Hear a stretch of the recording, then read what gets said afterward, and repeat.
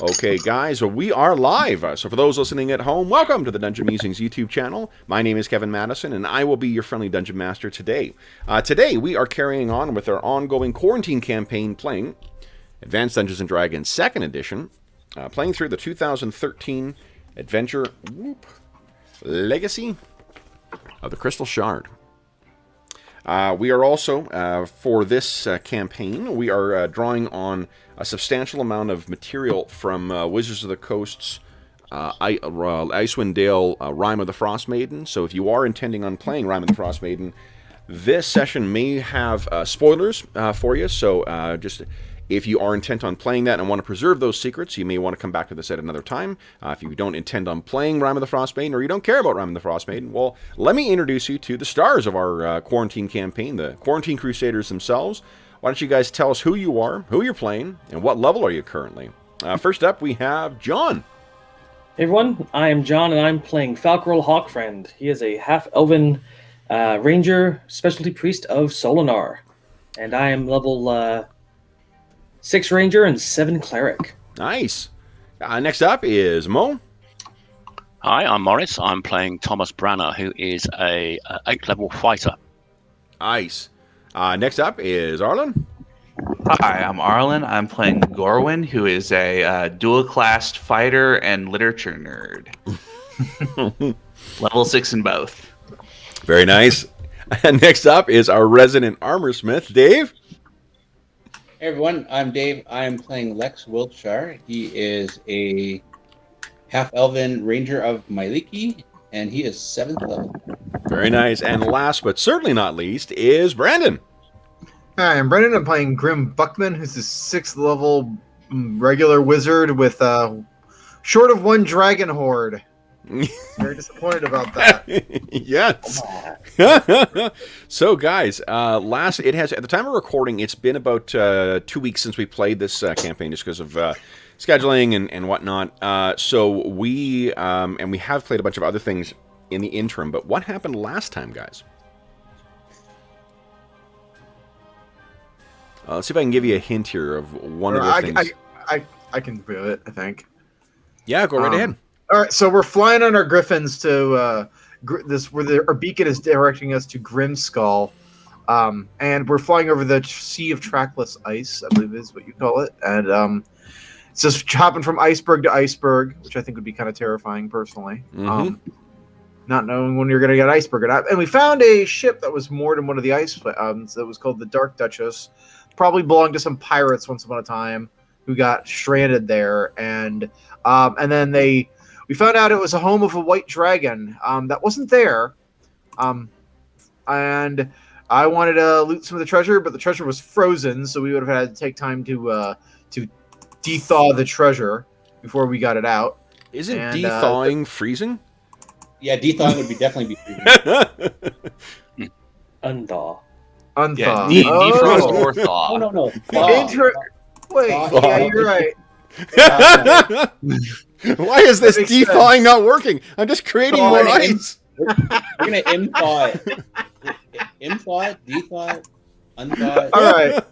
Wow. We could Can't speak re-thaw English it. this morning. That's fantastic. Okay. Defrost. Rethaw it. Yeah, okay. So, we're going to defrost it, or thaw it. Okay, and we decided, and nobody else really wanted to do that, so we left. And camped out an iceberg, and then we saw what looked to be a giant longship prowling through the waters, and that's where we ended. Yeah. So, guys, we are going to open our session with you guys on Griffin back. You guys are all kind of bundled up to protect us against the climate. It is progressively getting colder as you guys. Oh, what's the small detail, Lex? The small detail is Grim wanted to thaw it by casting a freaking fireball on an enclosed space with all of us standing there. Only when we were gonna leave. That was it. It's like, well, if we're gonna leave the treasure anyway, might as well blow it up in the process. If maybe we're in the hull of a ancient decaying ship. Let's cast a fireball and shoot that. Yeah, well, it's that decaying. We were able to walk around in it. Okay. It was awesome, actually. It would have been pretty funny. Exploding ship parts everywhere. All right. So then, guys, with you guys circling around above this this long ship, this enormous scale long ship, what are you guys doing? You've seen luck with the last effort at trying to investigate a frozen ship. This does not seem to be quite as... it doesn't seem to be as trapped. Like the last ship you found, the Dark Duchess, that was actually, like, it had been frozen up and was now drifting on an iceberg. In this case, this seems to be moored to some massive chunk of ice. But the thick rime that covers the timbers and wood and mast and whatnot that make up this enormous ship is almost as thick as what you'd expect if you would, as what you saw in the Dark Duchess, which is to say that, decades, if not centuries, of growth or buildup. So you guys are all sort of circling around, the wind howling in your ears. You're having to shout to hear each other over the sound of your unhappy griffins. So, can we see anyone on deck? No one on deck. I'm going to shout to Lex and Falcorill, cover me with your bows. I'm going to go in for a closer look. The winds make it impossible to use any bows up here. Oh, right. Okay, in that case, I'm going to... I assume we're about 50 feet up at this point, so I'm going to go down and do a very low pass across the deck at a sort of like 10 foot up. Okay. Do you have... You don't have any proficiency in mounted aerial mounts? No, just riding. No. Okay. Why don't you give us a regular riding check at -4, please? The winds are pretty... To do careful maneuvers in this condition is going to be a little tricky.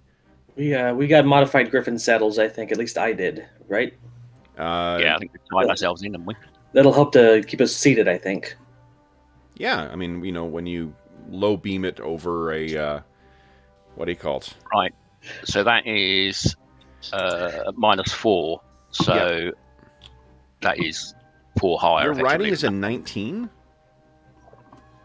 Yeah, Well, it's an easy telling skill. me. It's an easy skill. It's like Dex +1 or something. Oh, okay. Yeah, and I got all my decks back, so I'm quite a high dex fighter. So Okay.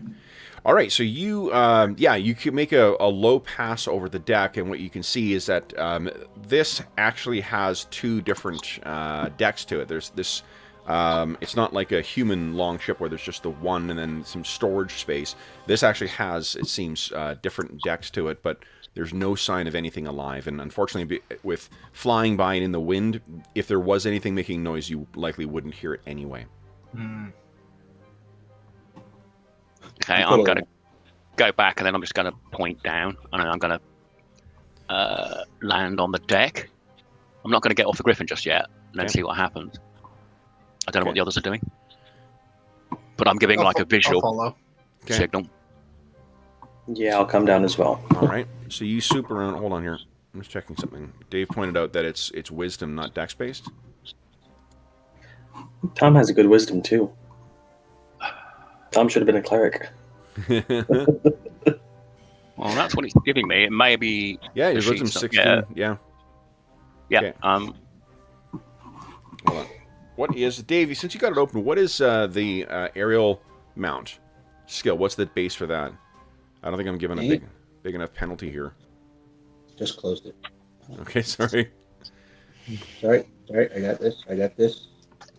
Riding only airborne. Yeah. Yeah, when I get to 9th level, I can probably put some points into it. Well, the skill is automatically. It goes from it's wisdom -2, so it's a 5 score minus. Yeah, so it'll be 5 below your wisdom, which would be an 11. So that's actually a failure. Yeah. So what is... do you want to spend a point of astonishing fortune to re-roll that? Yeah, I don't want to crash, so I'll try that again. Okay. So 5 less. His wisdom is 16. No, it's not. It's not -5 from his wisdom. It's -2 from wisdom. What's aerial combat?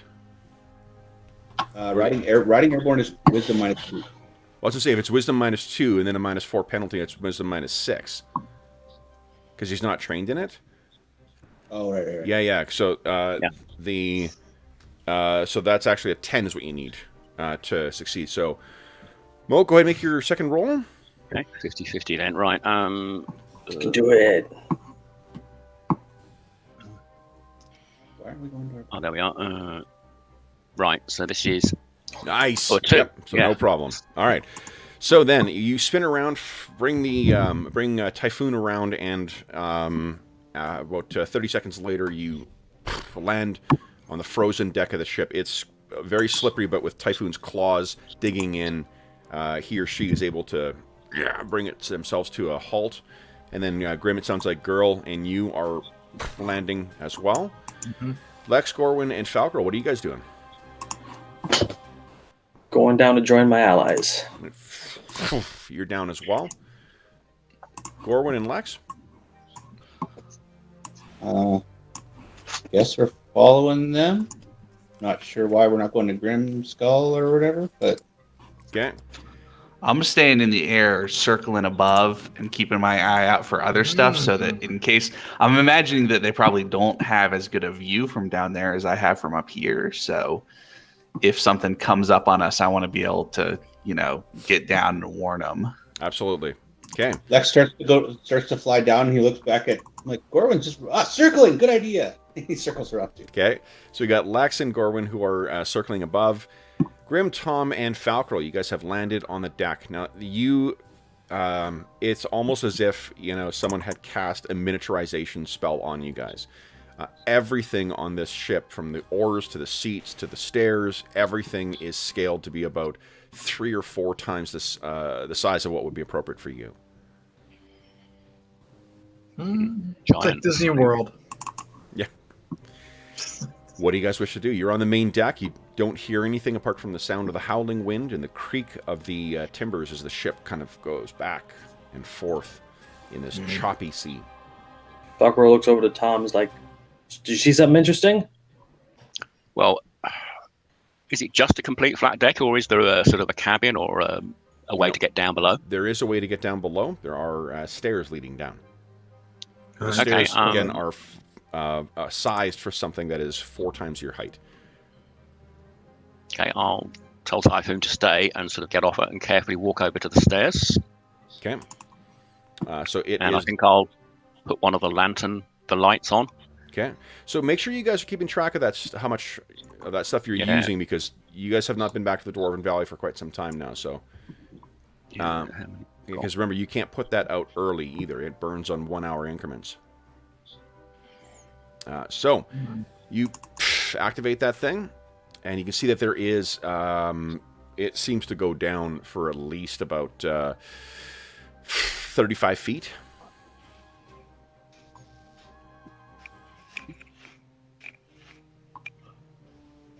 What are you doing? Can I pick up a chunk of ice and then just chuck it down there? You can probably find something like that. So you toss it down, and you think you can hear something stirring down there. Okay, I will beckon the others over. Is it still as noisy when we're down on the ship? Yep. Did I hear the stirring from my distance? Unless you approach the stairs? No. Okay, I guess I approached then, because I didn't hear it. Okay. Yeah, I'm gonna walk over. So the two of you walk over there, and Bird getting out. Tom, what are you doing? I'll do the thing you do in a nightclub when it's really noisy. I'll just reach over and say, I think there's something alive down there. You look really great. Can I get you a drink? Are you sure you wanted to wake it up? Yeah, I did. Oh, there might be treasure down there. Grim's doing this. Okay. So, the... do we want to go back? We can. We can just ignore it and just go on.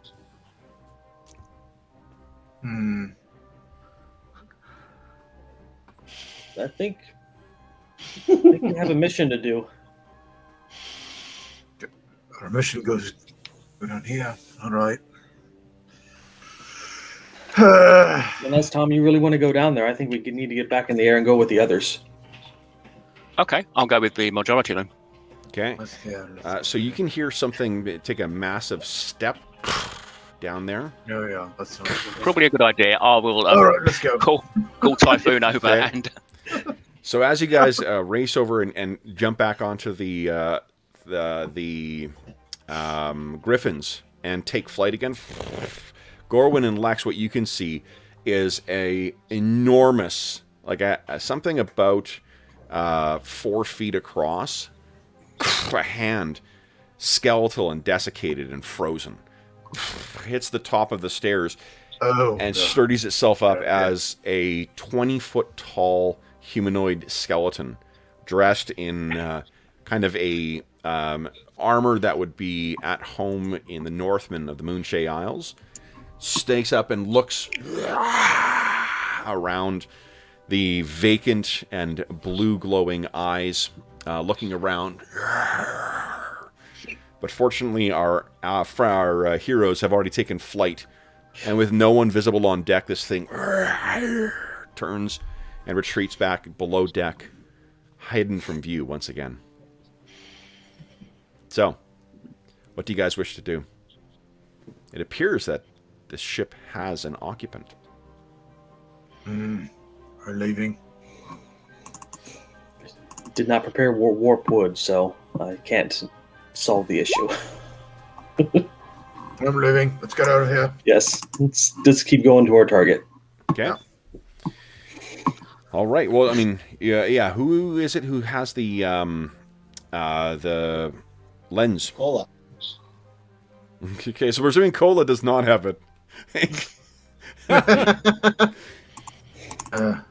Unlike your other magic items, it will be the sort of, campaign critical magic item will be with one of you guys. Okay. I suppose Grim could have it. Okay. yeah, wouldn't it be in your haversack of holding? Oh. I don't have a haversack of holding. Oh, Somebody else has wrong that. game then. Sorry.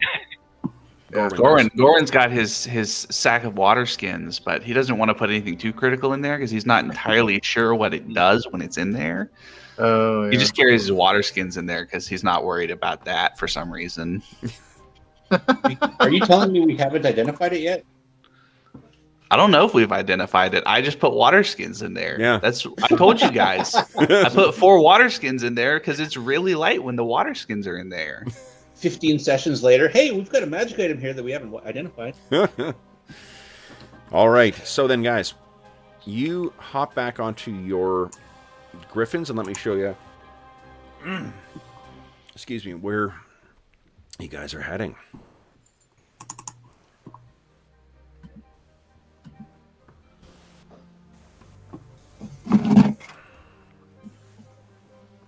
So, this is where you are, guys. And you have traveled. Let me just clear out a little bit more here for you. Along here.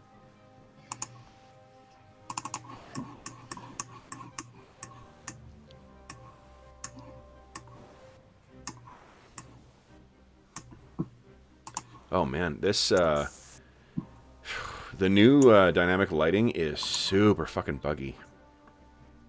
No. It's great that they're trying to it's nice when it works, but I find that there's been more than a few times where just like the thing will disappear, the token will disappear, and it won't be displaying properly. For them to be forcing the rollout of the of this and discontinuing the old one, maybe should have made sure the other one works flawlessly before. So this is how you guys have come in, and this is where you were. Was on that ship. The lens is telling you that directly forward. That's the way you're going to go. I'm not. Hold on. I don't think I've seen. I've seen black. I'm just thinking a black square. I've seen black. Yeah. Oh, hold on. Black. Oh. Yeah. I can see the red pointer. Okay, hold on. Let's do this. Now, no one move this. Boom. How's that, guys? I think I see something. Yeah. Nice small space. Okay. Let me clear out.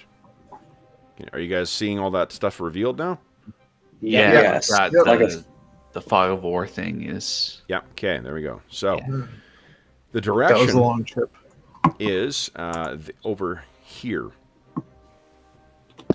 and this is the distances are correct on the measuring thing. So Cool.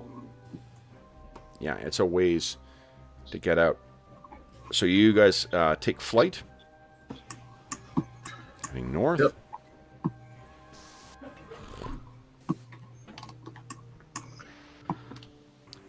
And what's this? Landfall. Nice shelf. Now, one of the troubles here, as you guys are approaching here, what you can see through the blowing snow is the vague form of something huge over in this direction. A massive prominence sticking up from the land. What was your question, Dave? Had we not also seen two giants while we were watching the Grimskull? Of a variety. Sometimes one giant, sometimes none. They seem to be moving around. Yeah. So, the trouble is, as you guys are getting to the shores here, the winds are getting so bad that you are going to have to land. So, what I'll get you guys to do is just everyone give me a dexterity check, please.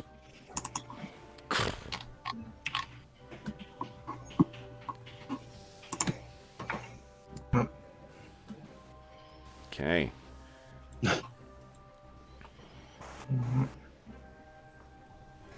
All right. Anyone who fails, just let me know, please. Wait. Oh, yeah, I don't have any dexterity skills, so I'll just roll it.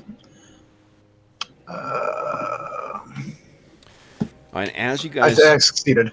Okay, good. As you guys land as well, too, you can see that this entire island has a veil of ice fog on it, too, that just cuts right through. It's even colder when you land. So it looks like everyone succeeded? Yep. Yes, all right, great. Excellent. Okay, so nobody tumbled out of their saddles or anything. But you are forced to land here. The landscape, it seems as if this entire island may be made of snow. So, what do you guys wish to do now? Okay, get out and untie everybody. Okay. Because before we took off, the last time Lex had gone and tied people into their saddles. Yes. Yes. Well, All right. Falcor's gonna check his boots with the clamped-ons and everything, and make sure everything's in its place, and Okay. get ready to move out. This is fairly wide open as well, too. So the griffins are very uncomfortable here. Yep. Can we see anywhere we could maybe shelter for a bit? I'm also going to put my crampons on at this point as well. Okay. There doesn't appear to be anywhere. It's almost as if this island itself is a personification of the worst elements of winter. Looks like we're in the right place. Okay, well, I think we're going to have to lead them then. And because the sooner we get to the center, the sooner we can probably... if we deal with whatever's there, the weather might improve a bit. What do you guys think? Yeah, let's get going. Yeah. Yep. If the griffins don't resist moving in further, we can lead them in. But if they're really skittish and jittery, then it might just be better to have them fly around and circle back. Well, they can't take flight over this island, is what I'm saying. The winds are so bad that they can't be aloft over here. It was a struggle for them to get into here, but they're not going to be able to fly any further in. They're also freezing. Yeah. What time of day is it? This would have been... it was relatively early from the last flight, so it's probably about noon right now. And if you're looking up, the sun is obscured by a hazy... layer of gray cloud. Snow is falling all around you guys. Well, not falling, it's really being blown into you, I guess, with the winds. I don't have enough endure colds to keep the griffins warm. I was wondering if there might be a way to like pack some snow and try to make like a bit of a windbreak for them if we're gonna leave them here. You could take a couple of hours and do that. Who's got? I mean, at least one of you guys has survival, right? I do. Yes, I do as well. Yep. So I could use my create camp spell and have a basic campsite set up, and we could pile the snow up for a break. So they're griffins. Well, yeah, but if So the spell would just be to like give us some comfort while we're it'll while we're basically prepping. clear a 50-yard radius and then get us a little crackling fire going, and we could work to get a buffer up for the griffins. That is a concern depending on I guess one of the things we should discuss, we don't really know what we're getting into, but if we want to try to like set up a base camp and then explore from here, or if we're just like a straight shot there and hope that we deal with it the first time, whatever is waiting for us. I think we need to get in there and sort it. But Yeah. But we need something for the griffins to not freeze, otherwise our ride home's not. Yeah. I'd rather not die out here if I can help it. We saved the world, but we all perished at first. you don't want to end up like that. Came back as frozen skeletons. Yeah, we write the notes, and then like 100 years later, we can find them in the tent. So we're going to do the work to try and create a windbreak to give the griffins some ability to survive. Okay. We don't want a Rogue One ending. What do you mean we? Well, yeah. And if you guys are amicable, I can do the create campsite and. Okay. So it'll take you about 2 hours to create the windbreak, and the thing with the like create campsite is fine, but it's gonna create a small fire. You have 5 large griffins, and having that fire out in the open, campfire doesn't keep it burning. Well, that's true. I mean, we can Campsite. try and put it behind the windbreak, Sure. but. So once you build up the sort of windbreak, it's not great because it's also like there's this perpetual ice fog that's hanging in the air as well too. So if once you guys get the ice break and you're not disturbed during the time that it takes to create this sort of like, area, it also you find that you're effectively having to kind of make like a three walled thing because as soon as you build one thing, the wind seems to shift to be blowing in another direction. So you do manage to get some... like a semicircular sort of like. Yeah, well, That's what he said. Multiple walls around, like, to create a shape. Right. Yeah, that's kind of what I just said, Mo. So, so you've got that set up, and then the campfire is set up, but this is hands down the most miserable you guys have felt since arriving in the Icewind Dale. It is freezing, even in light of your heavy clothes and whatnot. It is very, very cold. When you complete your task, it is about 2 or 2:30 in the afternoon. The sun is still up and above, but it's a slightly hazy glow up in the overcast sky. What do you guys wish to do next? So Let's before go we kill the leave, witch. I reach into pull out my pack and pull out an extra winter blanket that I had been carrying around and put it over my griffin, and then say, "Oh, I should have suggested to you guys that you do that too, huh?" Well, we could use our own bedroll. Blankets. That's what Falcon will do. Gordon, that's a brilliant idea. I wish that. Oh, I do have a winter Blankets. That's what I said, as do I. Also, I'm going to get some of the rations out and feed the griffins Okay. because they'll need food and energy. For when we hope. Okay. If we need them to run away in a hurry. Are you guys doing anything to secure the griffins to the ground? No. Probably not. Like if they need to run because of something, then it seems like it's better for them to go than to. Okay. They're not human intelligent, but they're not completely stupid, so they are trained, aren't they? So Yeah. Yeah. So I'm going to give the remaining fresh rations that I'm carrying to Violet, and don't eat them all. Okay. Not right now. Just gonna scarf it She down. immediately starts eating stuff. You're like, hey, what did I say? No. then And then I'm going to grab my extra quiver from Violet, and basically I'm loading up on the stuff that I need and getting rid of the stuff that I don't, because we don't know what's happening. If anybody feels like they can't carry stuff, I can lighten the load and cut the weight by half. We're good, I think. Okay. So how long was the flight from the ship to here? Because I'm keeping track of the light situation. It's 2 to 2:30 right now. Yeah, it's So 2.5 we left the ship hours. Okay. Keep a note of that, because it's another...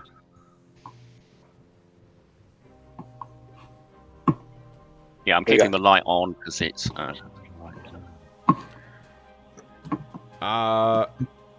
Mo, that was a piece of alchemical burning stuff that's set in a little pan. You just flew on Griffin back from the thing to here. Do you think that would actually still be there?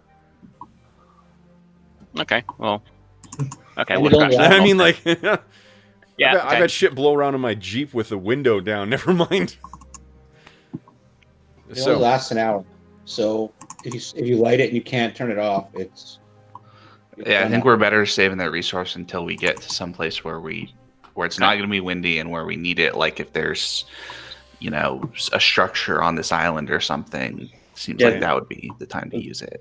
It's like meant for mining, so Yeah. Right, can we get out the mirror and do a quick check of the direction? Yep.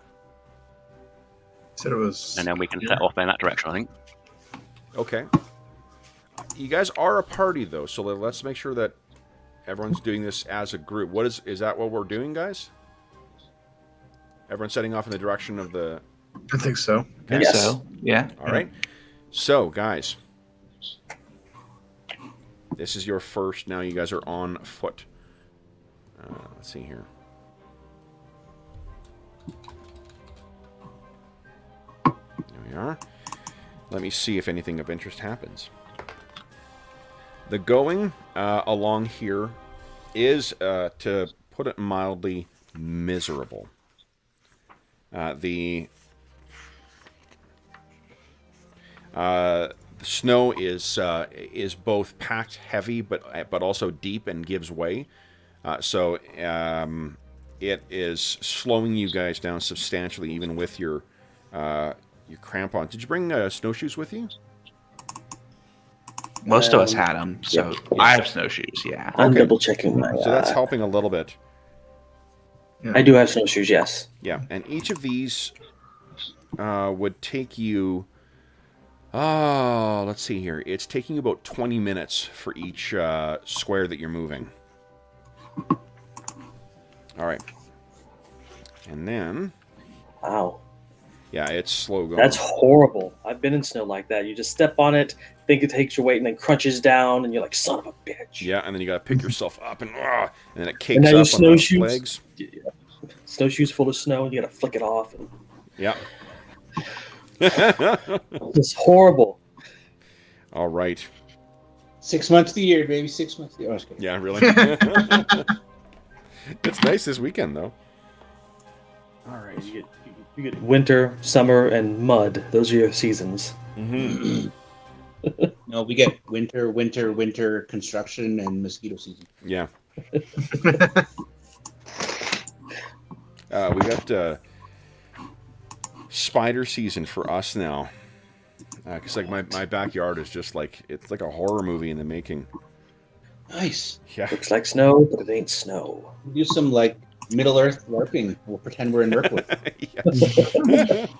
The trees are a huge hazard in my yard because they take out fences left, right, and center.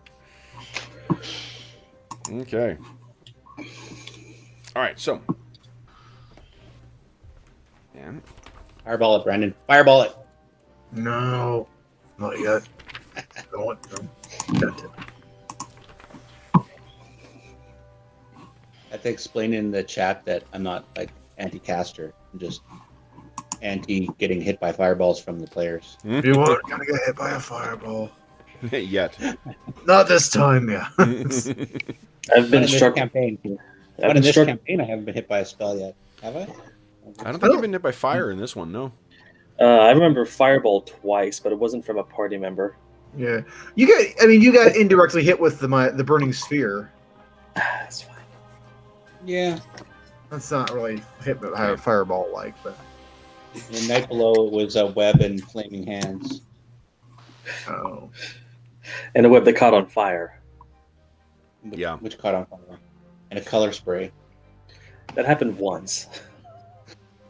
It only takes one, Stormin. All right, so let me get to you guys here. Yeah.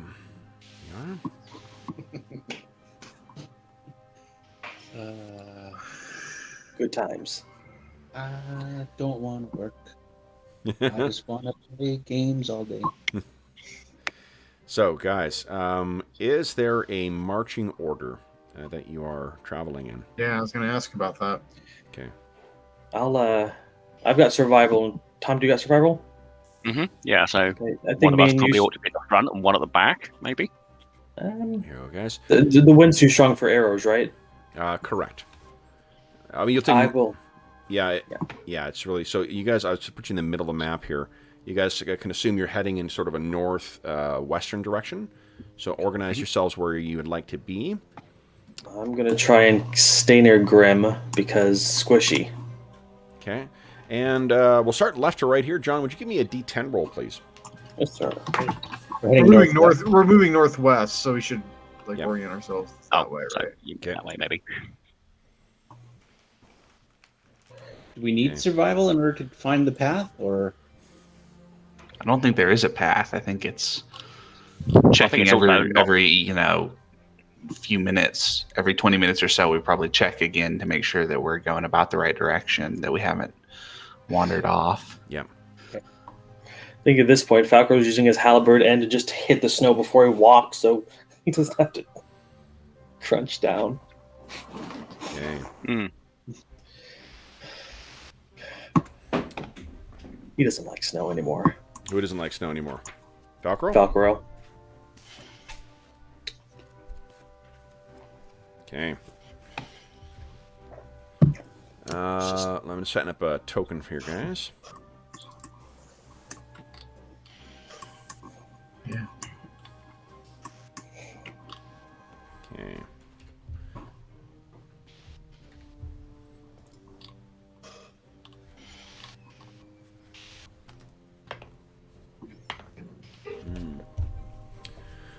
All right, so you guys are making your way along, and again, like on top of the frustration with the heavy or the difficult, passage. Actually, let me do one thing here. 1, 2. Oh, interesting.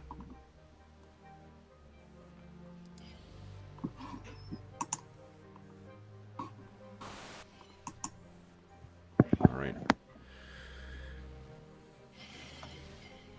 It would be, let's see here, I guess, Lex and Falcro. You guys are at the back. Why don't you each give us a wisdom check, please, to see who rolls best.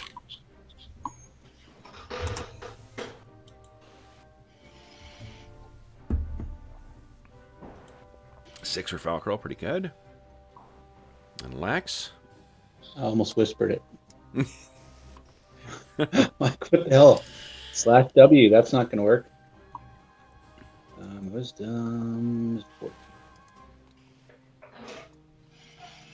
5. All right, so Falcro, you are the one who, you can picture that the wind's going by and whatnot, but somehow, in spite of the wind, it's not blowing that ice fog off.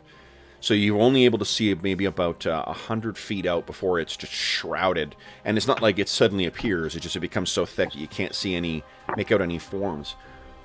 And Falcro, you're the one who, to your left, you're keeping an eye on every direction. You spy to your left. Something is... are those lights?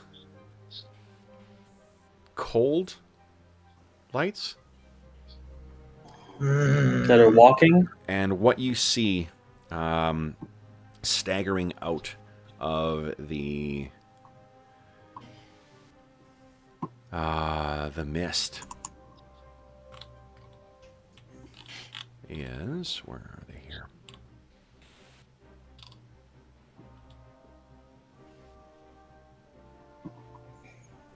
Yes. 6 shambling cold light walkers. I hate those things. I don't know what you're talking about. They are amazing. So, all right, guys. However, you did spy them.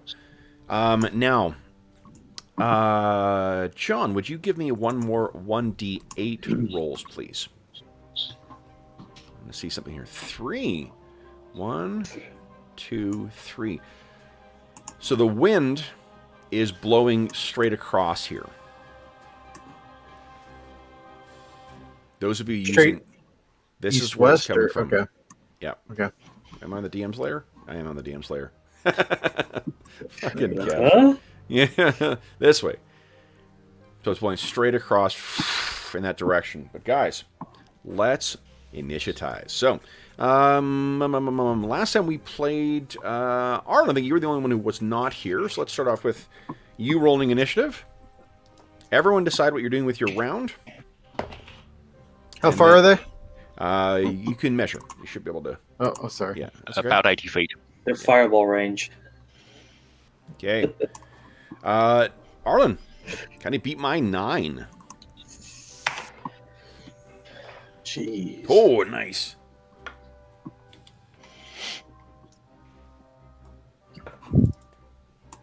Alrighty. So, all right, Lex, you are up first on a 0. What are you doing?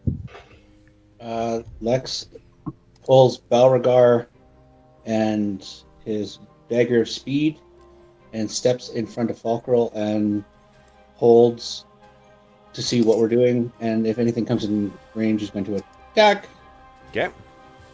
Next is Gorwyn and Tom. What are you guys doing? All right, Gorwyn is drawing shing, long sword and short sword because his bow probably isn't going to be useful here. Okay. And he's moving up to here All right. and ready to slash. Then, what about Tom? What do you do, Tom? Drawing the sword, he's activating the mask, and then he's going to move. One. Oh, come on, let me move. 1, 2, 4. Okay. I think he's going to stand out in front, protect the squishes. Doing imitation of Store. Next is No, Grim. the door would be charging. Yeah.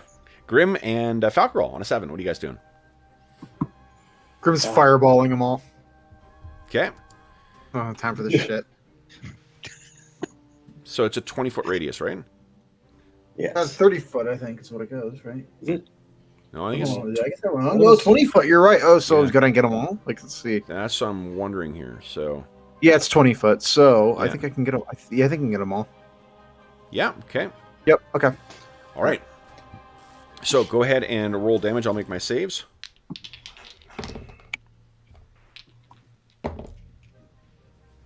Not bad. Okay. All right. So about half get successes. So it's 11 damage to those that. So this massive explosion rocks the lot of them. That's right.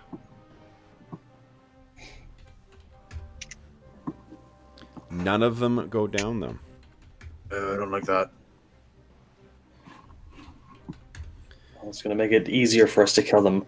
So Falcro kind of he remembers what these things do, so he just kind of walks off a little distance from the group just so that they can't he just throws up a prayer to Solinar, and I'm casting prayer. Okay. All right. Pray as you may. Now they get to move. 1, 2, 3. 60-foot radius. So they're outside the effect, but we'll all get +1. Okay.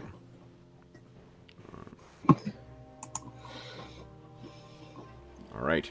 And they are starting to spread out. Lex turns around and he's like, dude, I'm your shield wall. You got a halberd out. Where'd you go? Well, I haven't readied it yet, so. Alrighty. So they start shambling in. That uncanny light is still shining out from them. Now you, as the players, may not remember, but the characters would certainly remember that they have that ability to blind you. So you will want to be cautious about that as they're getting in closer. All right, that is the end of our first round, guys. We're on to round 2.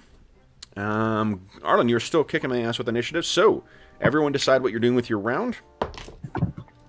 And then Arlen, beat my 5. Ooh, tied. Okay. 3. And these are undead, aren't they? They are, yes. Okay. We have fought them before. That's what I was just trying to recall. Yeah, these are the those who die in the wastes. All right, so first up is Lex. What are you doing, Lex? Going to step up and tell everybody to form a line. Okay. Line passed. Then Grim. I am going to let's do 2 magic missiles to. Let me where's my tag on. 2 magic missiles to this one, and then 1 to this one. Or can I Yeah. Can I declare and then see the results? Can I, or do you want me to declare where I'm sending them first? Yeah, declare where you're sending them first. Okay, I'll do that then. Okay. All right. Do that. 1 to that. It's So all it's not like a multiple yeah, weapon attacks where you're able to see the results before. totally. Okay, so All right, 2 so on there's this the one. first one. Okay. Second one. Nice. Okay. Nope, that was wrong. What the fuck? And the bottom one. That one goes to that one. Okay. All right. Ice King will be very happy. Yeah. I don't know if he's in chat or not, but... All right, so these magical bolts fly out and start hitting these things. You're tearing them apart, too. The clothes that remain on these things are almost completely desiccated. Like the slightest bit of impact blows them away, revealing that sickly, pale, blackish skin and flesh beneath. All right, they are acting actually on a 7, which means... let's see here. Oh, I think Sexy Lexi, I need you to kind of give us a save versus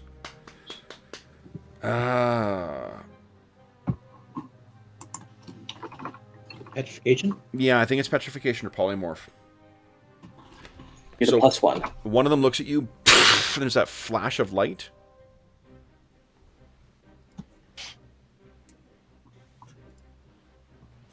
Nice. Yep, success. So you're able to see as it comes walking up towards you. Tom, I need another save versus petrification or polymorph from you, please. Remember, Okay, you're getting well, that the bonus mask from is your me. mask. Yeah. Yeah, so it's +3 in total of petrification. Hello, Anna. And Anna says hi. Hi, Hannah. Are you outside? You feel like you're outside. Oh yeah, you did ready an attack, didn't you? Yep. Yep. Jeez. Okay. I'll wait till Kev wants me to roll damage. I can put the bonus in. So this is with the bonuses applied. Okay. Nice. Yeah. I need another one from you, please. Want me to roll damage, Kev? Yes, please. Oh, weak All sauce. right. Not bad. All right, Lex, I need another save versus petrification or polymorph from you. Nice, Tom. Yep, success, nat 20. And 1, 2, 4. Oh, Falcarel. Oh, Falcarel. No, Out of Falcarel! Whoa. Another save versus petrification or polymorph from you, please. Oh, I thought the range was further out. Oh, okay, that's okay. fine. That's what happens when you game the map.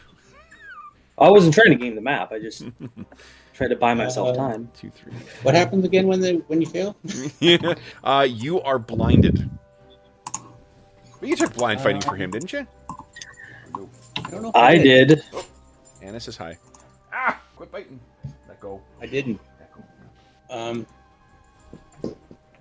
have Astonishing Fortune. Yes. So Falcro succeeds. You want to spend Astonishing Fortune there, Lex? We've got 4.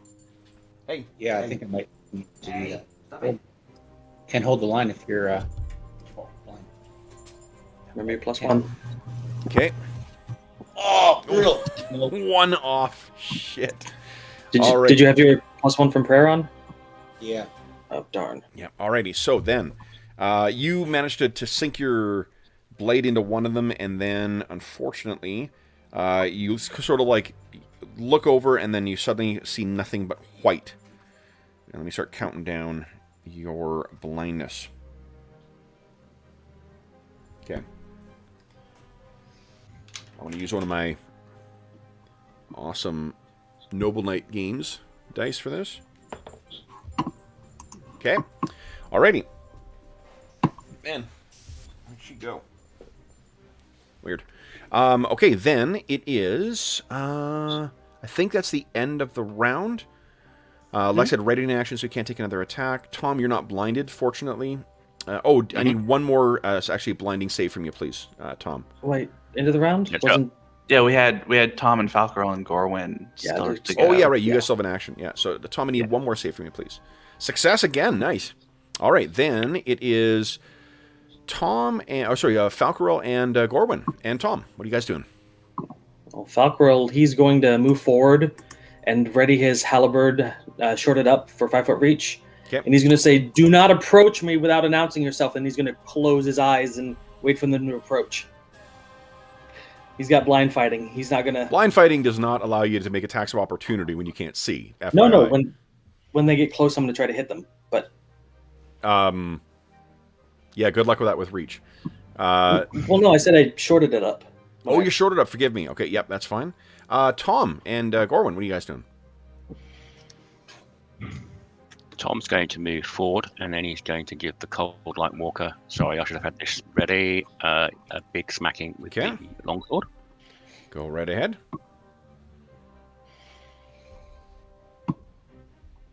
And with the bonus, I Okay, think yep, that'll hit. solid hit. Go ahead and roll damage. And these are Small. Or medium small. size. Yeah. I'll get them right. Okay, and then Gorwin, what are you doing? Gorwin is going to rush up next to Lex and shout an elven war cry or something like that. Hopefully Lex doesn't stab him while he's charging up. Okay. Tom has actually carved it down with his longsword. Oh, well then I will You can keep going to protect Lex because I've got one more square movement. So All right. So then I think that is the end of the round, guys. We are on to round 3. No, hold on. Tom, you would have a second attack. Do you have any more movement left? I moved 2 squares, so I could. Yeah, let's diagonally shift to there. Okay, and you go ahead and make your And second then attack. this one I'm hitting. And hopefully, I'll do more damage there. 1 and then 3. Okay, yep, hit. And go ahead and roll damage.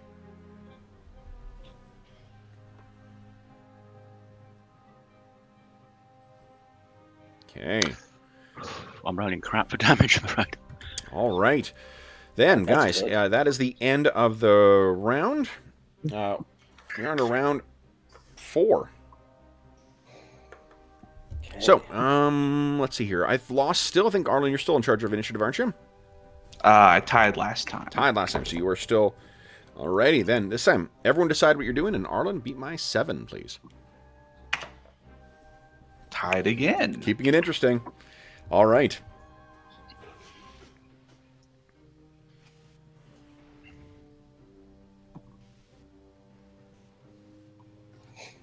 Okay. First up, we have Lex. What are you doing? You're still blinded, unfortunately. Although you're starting to see yeah. spots. And Gorwin had said something about don't hit me, so I'm gonna not attack, but maybe try and remember which way Grim was and step back or something. Sure. So Yeah. Okay. Then next is Tom on a 9. What are you doing?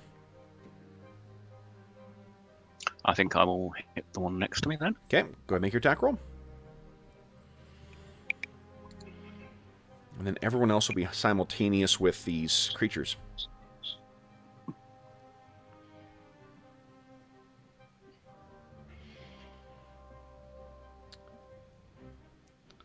Ooh, nope. That one will not do it. All right. Okay. Well, I've got my Then- second attack to try and take him out. Grim, Gorwin, and Falcro, you guys are up next, simultaneous with these things. Gotcha. Well, Falco's waiting for the crunch of snow next to him, and he's going to swing at that square. Okay. Give me a wisdom check. Can do. Okay. So go ahead and make your attack. And, I think blind fighting gives me a -2 instead of a -4 Okay. for attacking while I can't see. Okay, go ahead. Okay, and boost that, and for prayer. Are you blinded? Nice. I closed my eyes. Yeah. So this is simultaneous. So they will have an attack on you as well, unfortunately. But go ahead and roll damage. But why would you? I don't want to be blinded. So I've you're been blinded blinding twice. yourself? Well, I can control that. I'll show you. Yeah. Ugh. I'm like, but until you have to even make a save, it's irrelevant. Okay. So one of them is going to die on your halberd, but it does get an attack on you. Falcro, what's your AC? It's been so long since I played this one. 1. Yes, 1. Okay, you are hit once. And I need a save versus death from you, please. Gotcha. Save versus death. Okay. Bonus. Take 3 points of damage. DR will not apply. Oh, dang it. Is it cold damage? No. It is 1 point of dex loss. Well, I mean, this is a 3 damage cold damage. The 3 is not, no. This is you getting your flesh torn damage. All right, so your dex is down by 1. Tom, I need another save versus paralysis from you, please. Oh, can I? Whatever. What were you wanting to do? Oh well, we were all going at the same time. That's fine. Yeah, it's all simultaneous, unfortunately. So, That's fine. Ah, damn it. Oh, it could have been useful. what were you doing? Well, I was going to cast protection from evil and get closer to them. So Oh, so you can... Yeah, that's not going to... Unfortunately, it's all at the same time. Nice, Tom. You Yeah. can still see. Tom, what is your AC right now? It is 0 0. for the first attack. That's with the Okay. buckler. Okay. And so I miss with those 2 attacks on you, and that, I think, is it, guys. Grim, you're casting Protection from Evil. yeah, Okay. it's 10-foot radius. So if I get closer to them, it'll be Okay. all Excellent. included. All right. I don't think it that's takes terrible. effect. Does if they're in combat, I don't think Protection from Evil takes effect. Is that right, guys? I don't think so, but I'll look it up. If that's the Is it- case, then Is it Or is protection that from prayer? radius?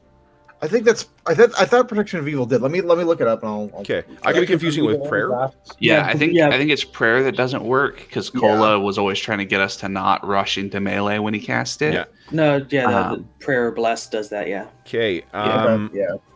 And I missed, I think, with both of my attacks. Okay. Then I actually did. Hold on. Tom, you have your second attack. And should I get a second attack because of speed or No, you ready? You said you're ready to action, so you don't That's get to. right. Okay. So yeah, you break the protection from evil by making a melee attack. Okay. So it goes up, but then as soon as someone attacks, they lose it. Nat 20 from Tom. Nice. What, really? Hold on. I don't know if it's okay. Let me look. And then I botched the damage roll. Okay. All right. Then it is. Let's see here. I think that's the end of the round then. So we're on to round 5, guys. Brandon, it's great when you're fighting a lot of mobs because you get a bonus to your AC and mental protection until you attack them. So while you're fighting one, you lose your bonus on that Where- one. But the other ones Where all are have you? I'm not seeing that. it says it acts as protection from evil, so you have to read the protection from evil spell. Which, Yeah, I know. Where does it see that? Where does it say it breaks? well, it says right in protection from evil 10-foot radius that it ends with a melee character makes an attack. Okay. What I need is for everyone to decide what they're doing next round. So we're on round Protect a creature 5. within the circle can break the ward. Gotcha. Yep, there it does. Okay. And Lex, your vision is back. Ha! All right. Well, extra planar creature, conjured animal, or summoned monster, which I don't know if these qualify as any of those. None of them. It's evil, Yeah, though. so it doesn't break the spell. It's if they attack it. It's only if you attack those things that it breaks. No, if anybody who's protected makes a melee attack against a creature, An They extra no longer planar get a creature, bonus. conjured animal, or so. Oh wait, maybe this might be a text thing because I'm reading from For Golden Glory. Yeah. Text different.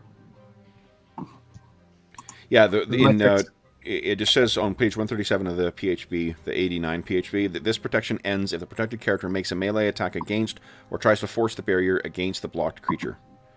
And I think what they've done they've consolidated just the things that happen to be targeted by it. So the only things affected by protection from evil are those ones specified by that list that you were reading there, Brandon.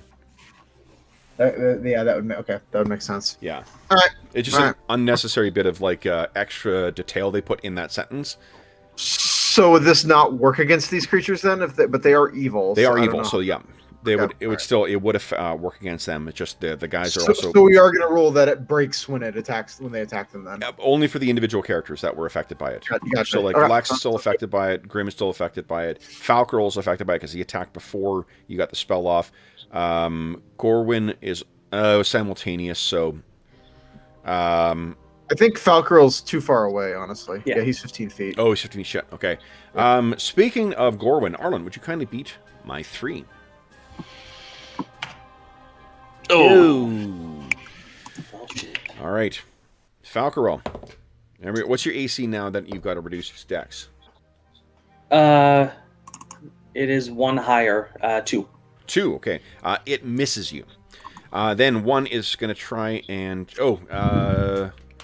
Tom, would you give us another save? These things are really quite intent on blinding you. I mean, I'll just cancel my stacked attack. And then on... Oh, it's Jack Dice.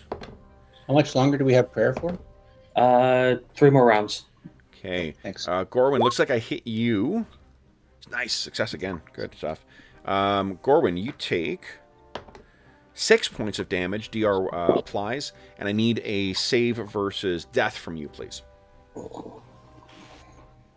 Save versus death. Yeah. You can add +2 to against it From what? from my spell. The prayer also gives it +1. So +3 total. No, because Gorwyn attacked simultaneous to when that spell was off. Oh, Right? Yeah. Okay, so a +1 from the prayer and nothing else. Okay. Nice. Hey. No dex loss. Nice. All right.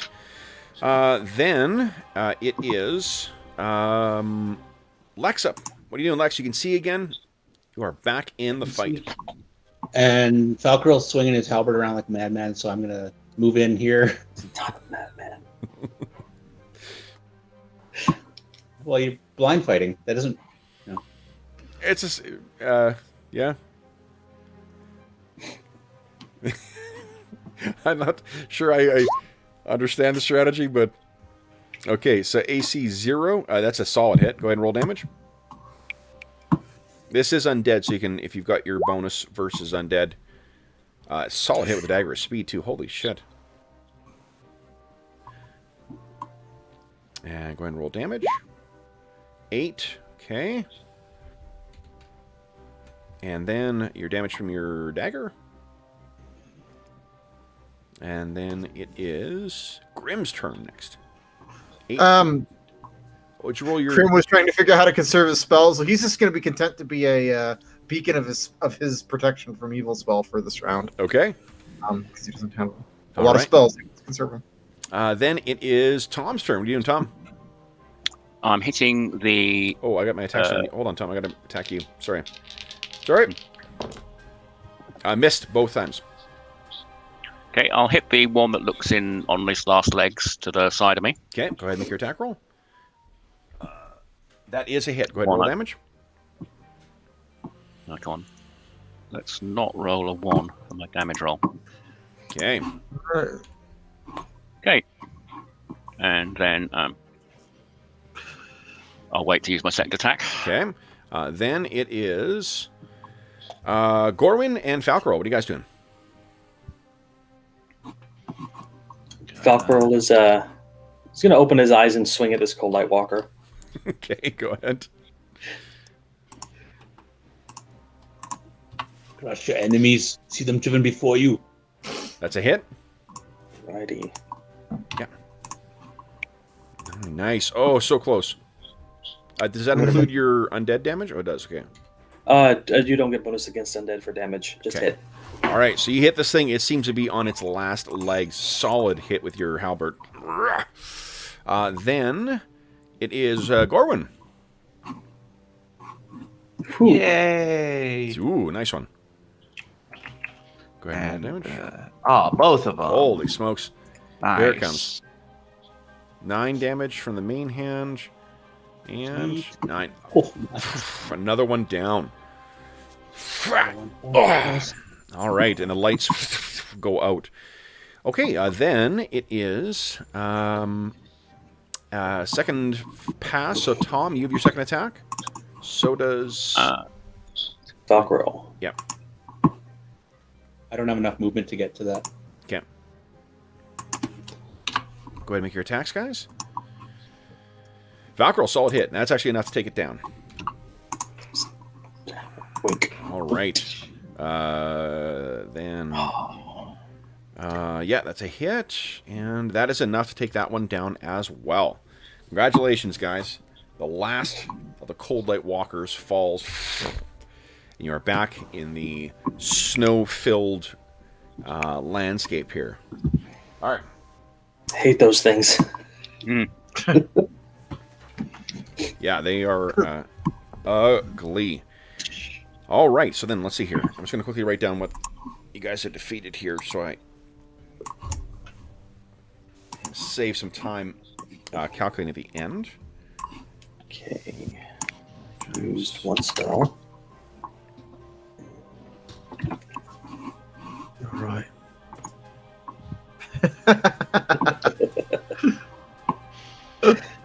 All right, guys. So then, let's get back to the overland travel. Apart from once these things are down, it does not appear as if there's anything further coming after you. So, I hit cancel on the dialogue box that popped up for my weapon attack that I'd redone. Yep. And also the screen was black, and I was like, oh shit, what did I do? Does anybody need healed? I think we're good. Oh, that's weird. what's that? On this map again, it's showing me the light from the party, but not the cleared fog of war anymore. Yeah. Maybe hit Sure. refresh. I will try refreshing. Yeah, Okay. I see the same. Yeah. One moment, guys. You know what? Why don't we take our mid-session break right now, too? I just heard the doorbell go. Let's see if anyone... I may have a delivery here. So we'll take our mid-session break now, and we'll be back in a couple of minutes, folks. Yep. That's good.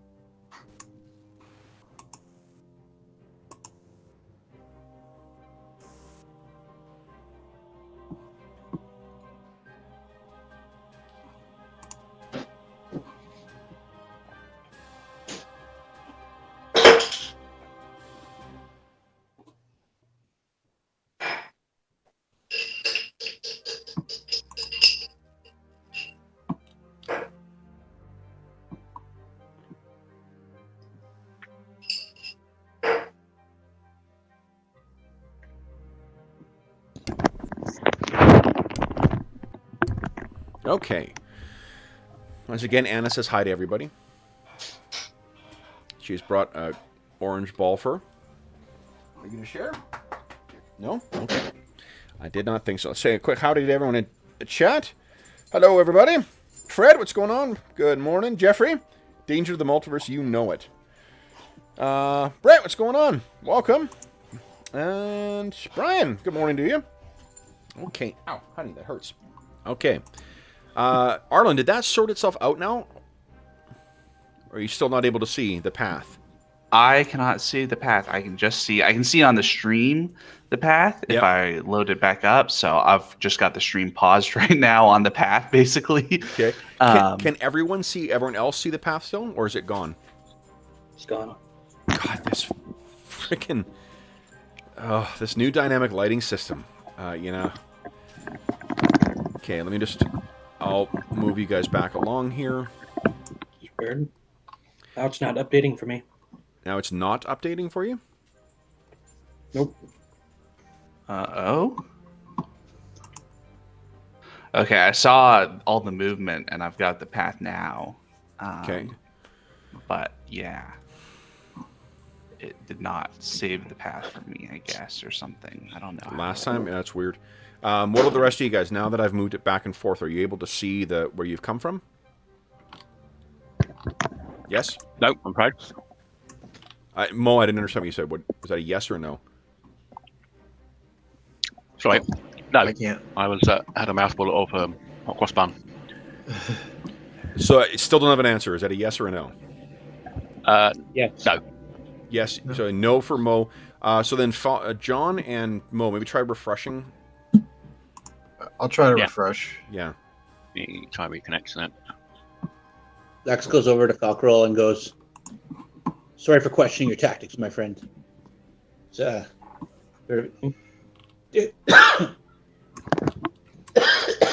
Uh-oh. And he choked. And then he choked. That is the price for questioning. It still doesn't show for me. I don't know. I got Scroll nada. to the bottom right. It's in the bottom right of the map. Yeah. Let me do this. Here, I'm going to move you guys here, and then I'll move you guys here. Nope. Now we're back. Yeah, I don't. one I think space. it may be that they didn't plan on people using new dynamic lighting and switching back and forth from it, because it looks like it just loads for you whenever something happens, and then it doesn't save what all has happened on the page, because when you moved me back to I lost the path when you moved me back to here, so I can just. So let's try this here. That's fucking terrible, because that's a worse version of it than what the other version is. Yep. It's weird. When you moved it that time, I got one blip down and then nothing else. I got the same thing.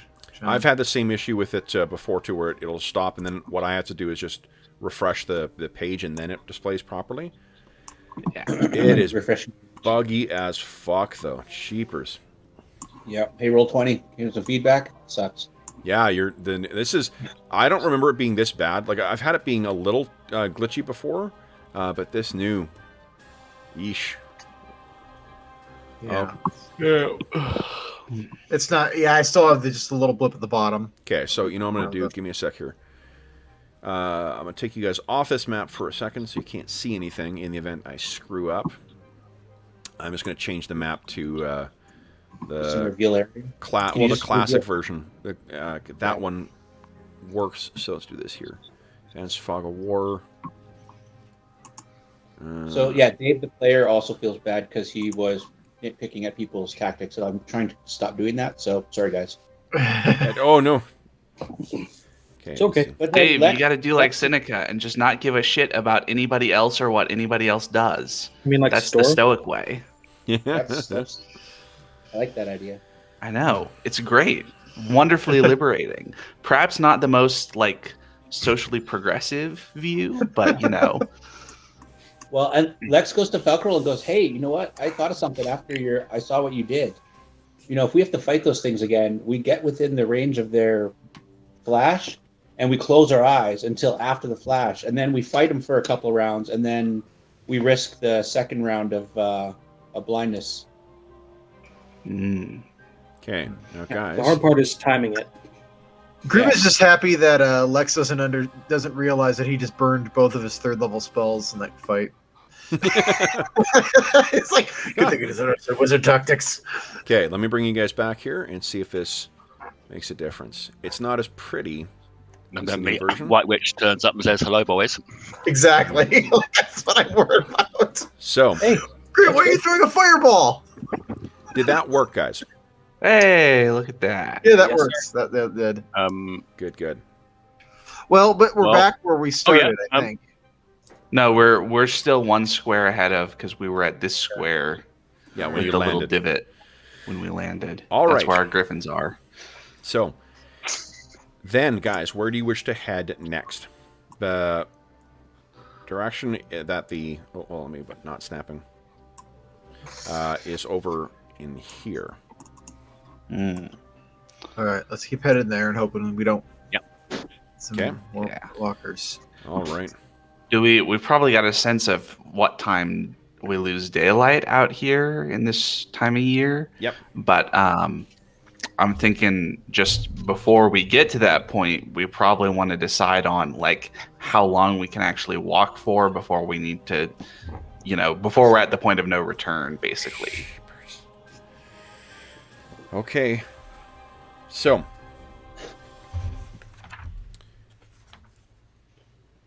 Another Puts encounter. his hand on Gorwin's shoulder and goes, "Flying north with the Griffins was the point of no return, my friend."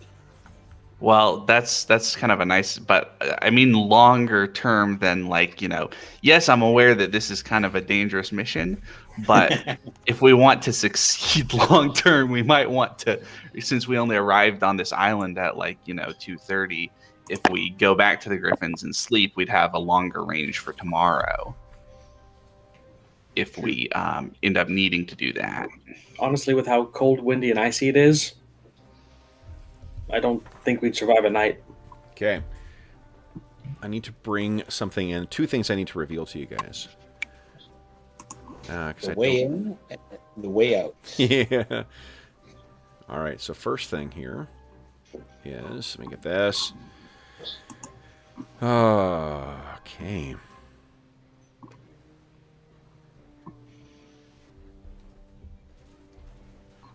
All right. You guys have been traveling for about 40 minutes, 40 at this point.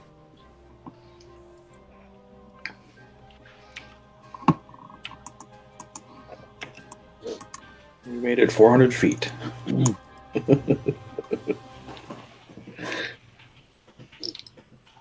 Okay.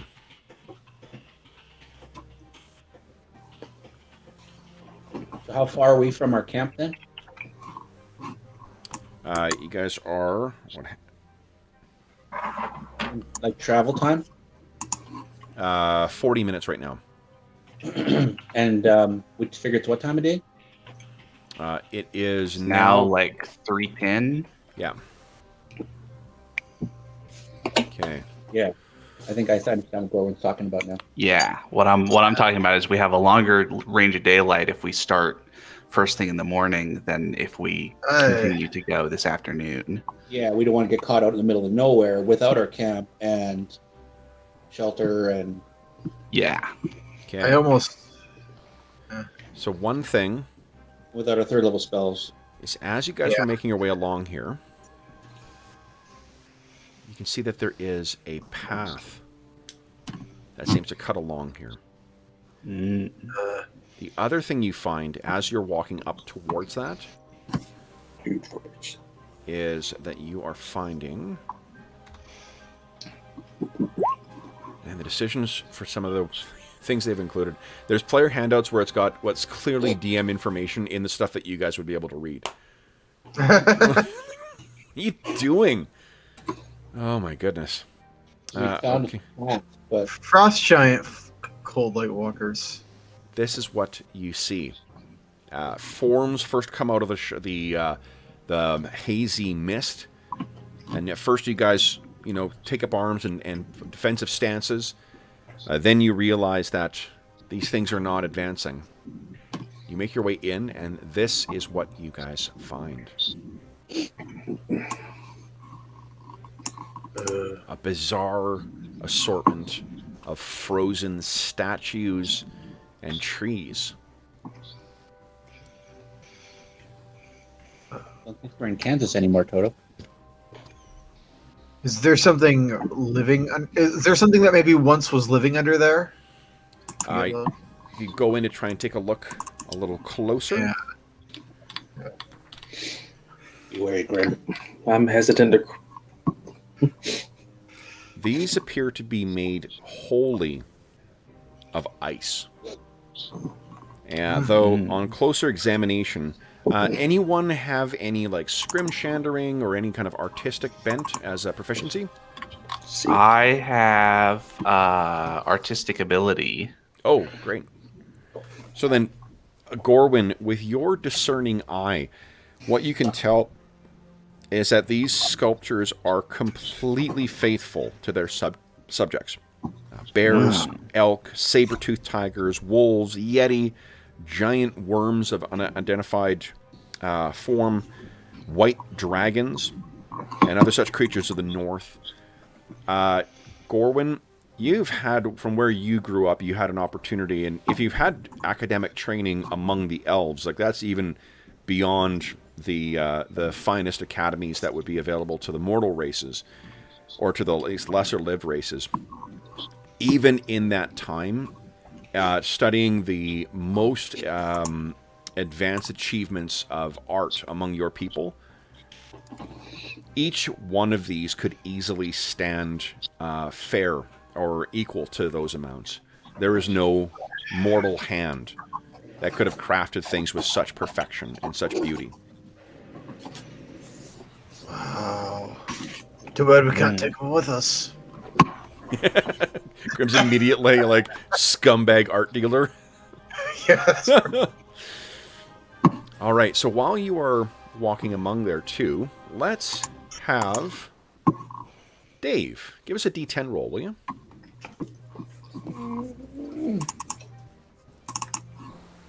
Nice. Okay. Nice and safe in the middle. Yep. Most definitely. Okay. Ooh, fantastic. Fantastic. All right, guys. Let me bring you over to the garden. Where did I leave you guys? Right here, I think. Yes. What are you guys making of this? What's going through your characters' minds as you're studying these strange but beautiful sculptures? Grim is perplexed because he doesn't understand why you would make something this beautiful and not have it be something more permanent. Because he's about building things with stone, and he doesn't get it. Like, why would you do this? Except for, I guess he lives up here, so he's obviously not planning to show this off to. Like, it's not going to move it anywhere. So, well, and what is the goal of Aura? Yeah.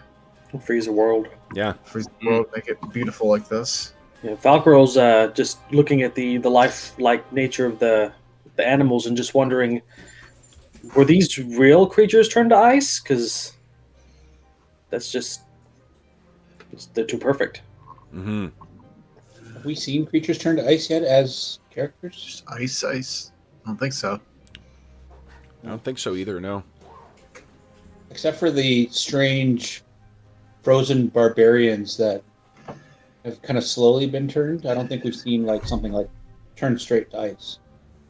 Well, and those guys were really, like, it was frostbite that was killing them, you know, more so than them actually being transformed into living ice. I don't know if you guys have... Yeah, even in the Caves of Hunger, I don't think you guys found anything that was actually like an ice golem or... Oh, you did! Remember those things that were... Yeah. Yeah. The snowmen. Those... Oh, the snowman. That's right. Yeah, that's right. We did.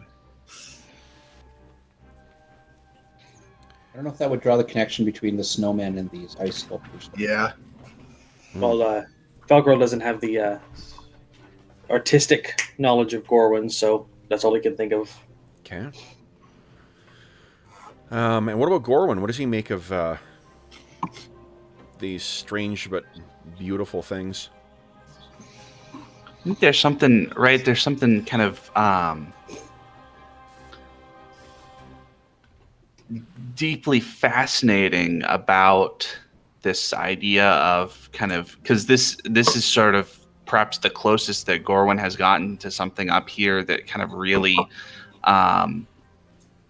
in some strange way, almost feels like home. Because I imagine, right, the elves, they're super, super long lived, and so they can just sort of do whatever they want. So they just like hang around, reciting poetry and making art and doing all this stuff that doesn't really necessarily matter the way that humans are like, no, we have to make our lives count. The elves are like, no, I could spend a year carving a statue. So the idea of something kind of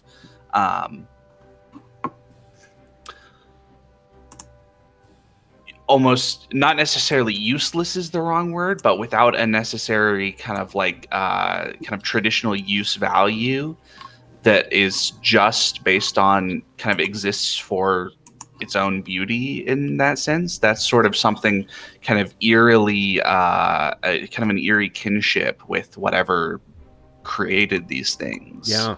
That Why Gorwin's don't you feeling. give you've got artistic expression, you said, as a Artistic ability. artistic ability. Why don't you give us an artistic ability proficiency check? Let's see if you can. All There's right. anything that you may be able to tell about the creators in this. Okay, interesting.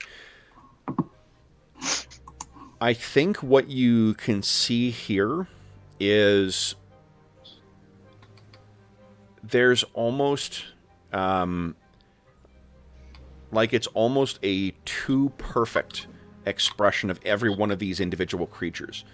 Like as if I don't want to say like the platonic ideal, but it's sort of like that. It's like it is, you could not dream of a better representation of this, but it lacks the act of fixing it in place almost ruins the effect of that perfect capturing. Like someone who deeply loves the subject of it, but also like fundamentally misunderstands what gives it that beauty. But there is definitely a ferocious love of maybe a twisted kind that drives these works. I think Lex is almost a bit abhorred about what's going on or what he sees, like art or not. Like, Yeah. he comes from a place of constant warmth and never winter. So, Yeah. To him, this is like a bit of a twist or a perversion of what nature is supposed to be like. Yep. Okay. So as you guys are doing that, you then hear something stir. And it's as if these things have wanted you to see. Guys, you are not surprised by this. There we go. Let me go to the right layer.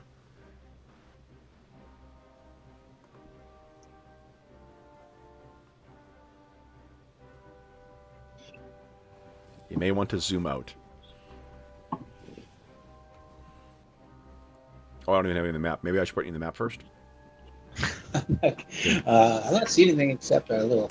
Oh, Oh yeah. No. Okay. So, guys. Oh, get ready for Yeti. Oh, Yeti puns. I've missed you. Okay, then, guys. These things do not seem to be welcoming you. They didn't bring us like hot chocolate and little cakes. Yeah, they're St. Bernards, actually.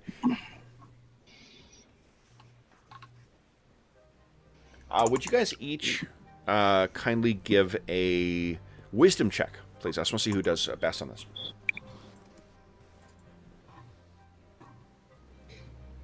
Oh, hold on.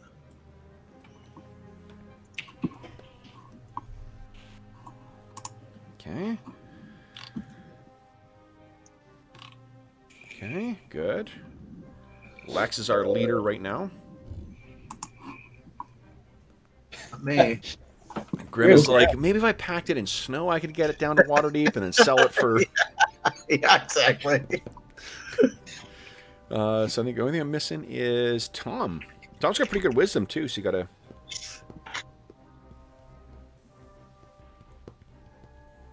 A 6. Okay, Sorry, I had to look at my character sheet again after refreshing. Oh, no, that's okay.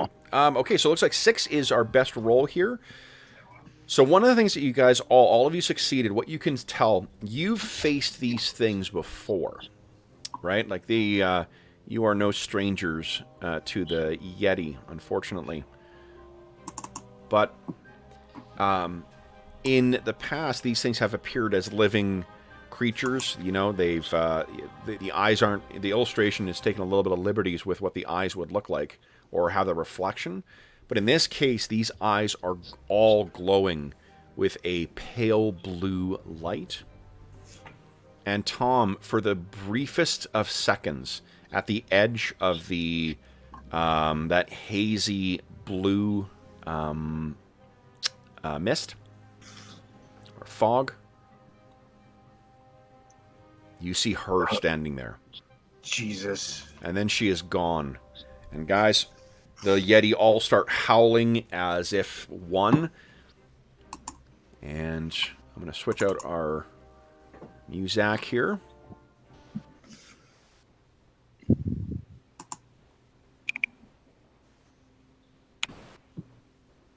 Let's see. Oh, what are you doing?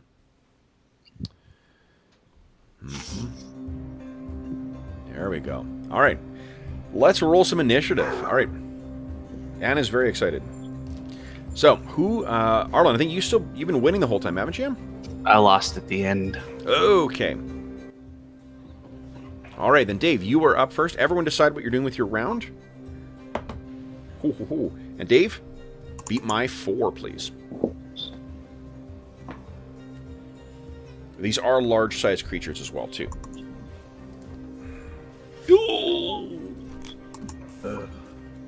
Sorry, Grim. Alrighty, guys. Then, I will be acting on a 10. Alright, so first up we have Lex. What are you doing, Lex? And here's one benefit to this region, guys. Because of all the trees and whatnot, you do not suffer the penalty to range attacks. It's almost as if the creator of this bizarre garden wanted there to be a kind of peace or tranquility here. So, Lex. So, I would have wondered then if we'd have recognized the lack of wind if Lex would have had his bow out, because I'm fine with not that. knowing that until seconds ago, I would have. Absolutely. No, I'm fine. Totally fine with that. Same thing with Gorwin as well, too. And Falcor, for that matter. If you guys are so inclined. Yeah, then Lex is going to start shooting. Okay.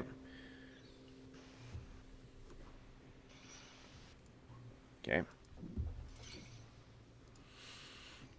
Solid hit. Fuck.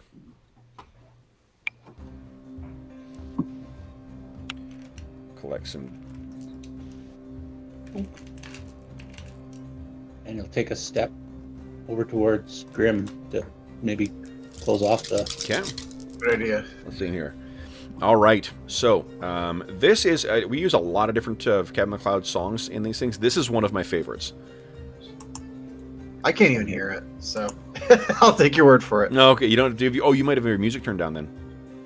I don't know. it's- I I've think got mine sometimes turned up. sometimes this doesn't connect to the browser. Oh, okay.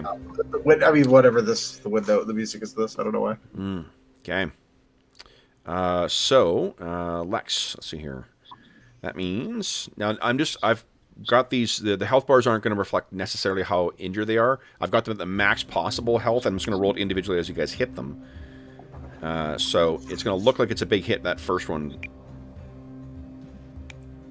But it is not necessarily reflective of what's going on. So, you hit one of them there, Lex. Then, it is... Oh, shit, they're on a 10. All right. Sorry, Grim. 1, 2. That's okay. My terrible initiative roll.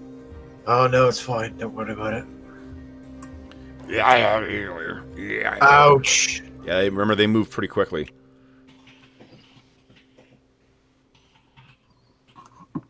Okay. Oh god. They're so big.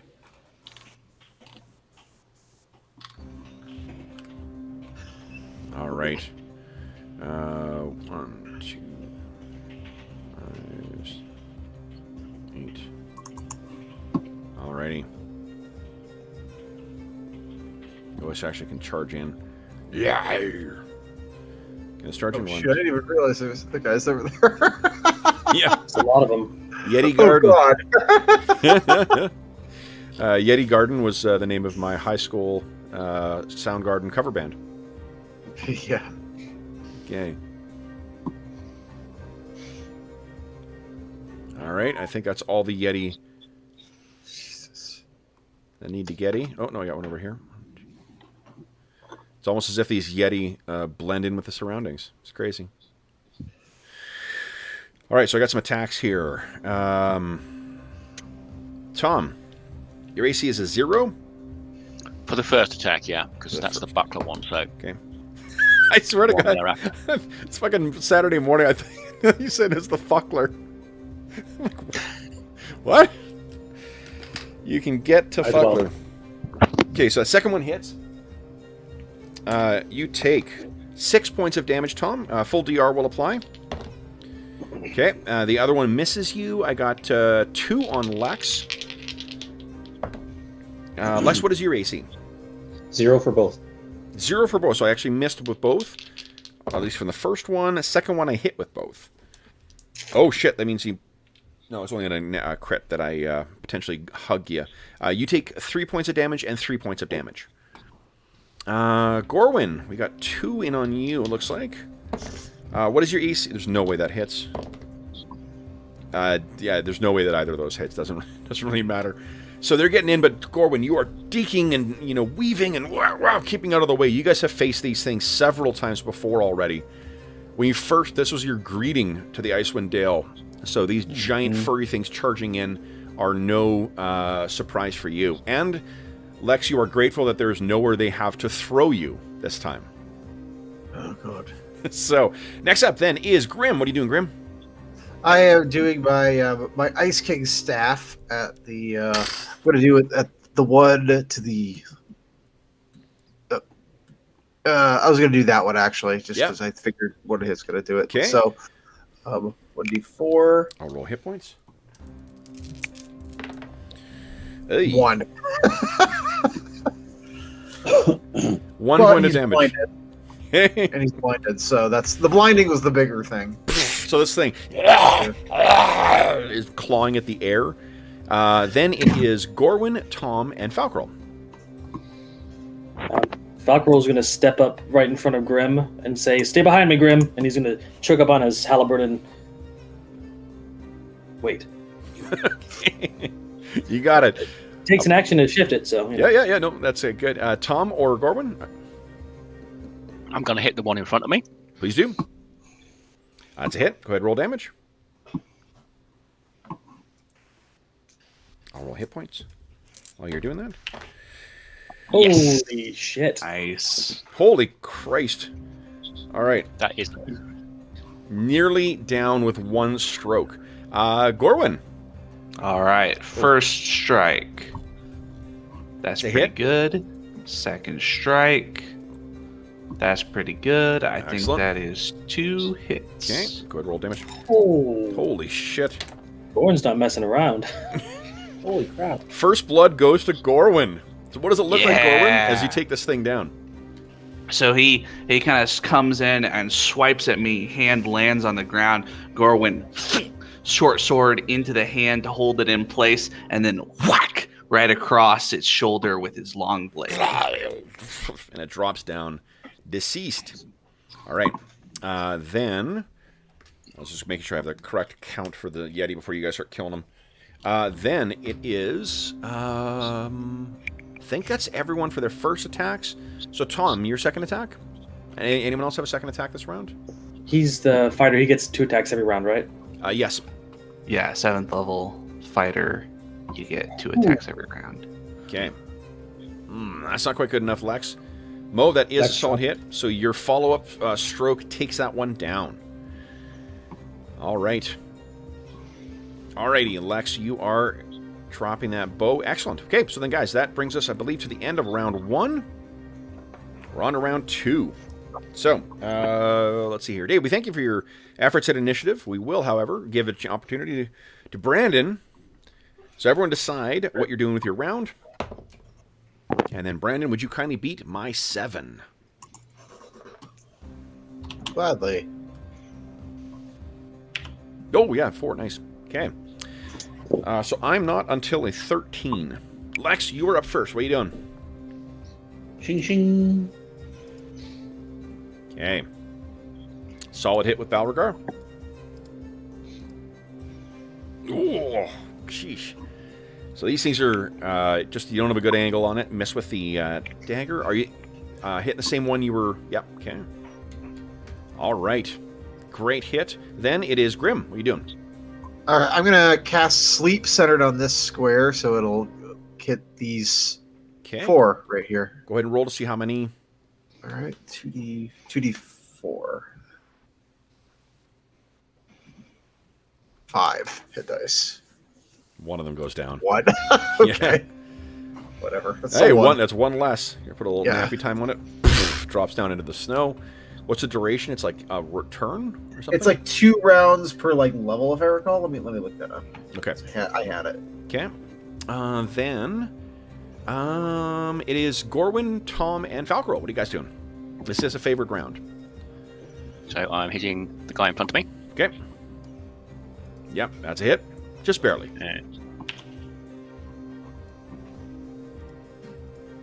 30. Okay, great. 13. Okay, let's see how many hit points this thing has. Alrighty. So, that's a pretty vicious hit on it. Gorwin. Ooh, that's not great.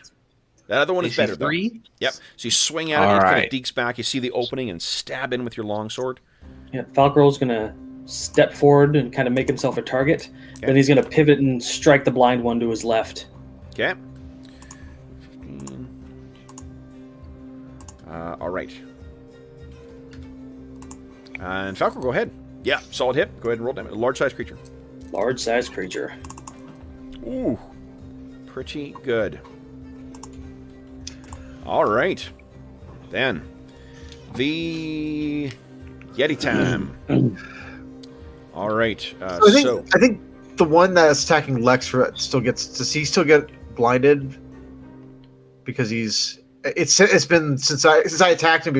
After he's still blinded this round. Yes. Yeah. You always get one round of effect of it. All right. So we got. Let's see here. Boom. Boom. Boom. Oh yes, perfect. Boom.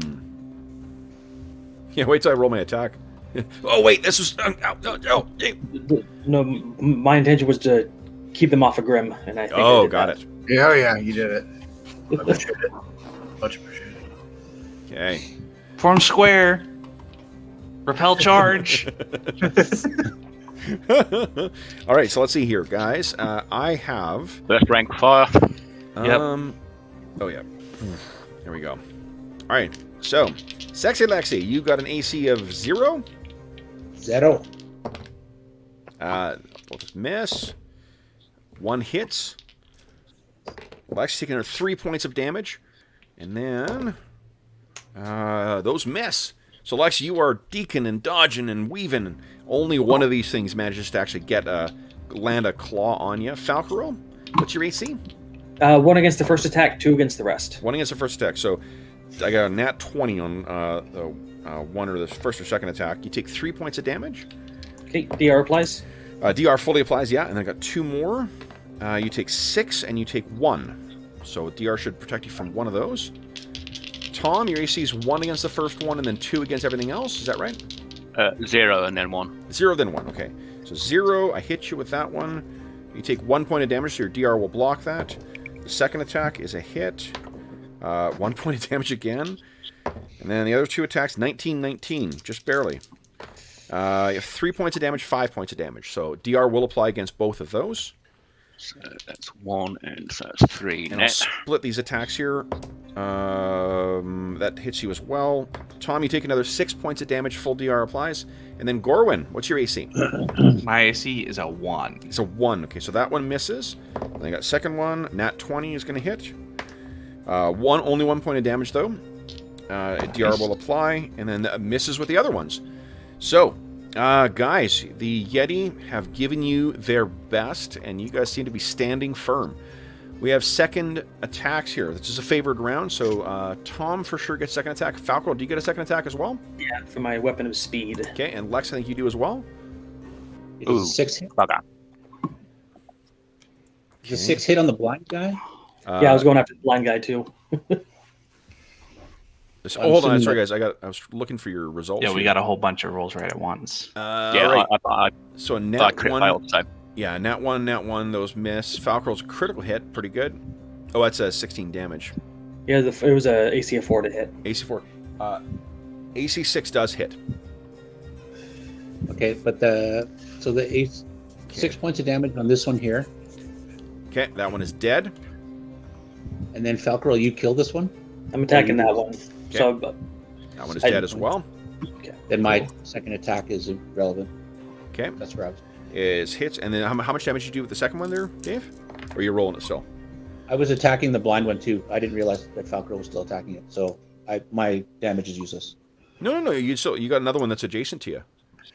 You could have just... Right, but I decided that I was attacking one and then the other, and then it died. So No. It's your like in the fiction, your character would have seen the results. Unlike with the reason the magic missile has to like declare where it's going before it sees results is because all of that's happening at once. Your individual attacks are like you would be hitting, you would see the effect, and then hit with your second one, right?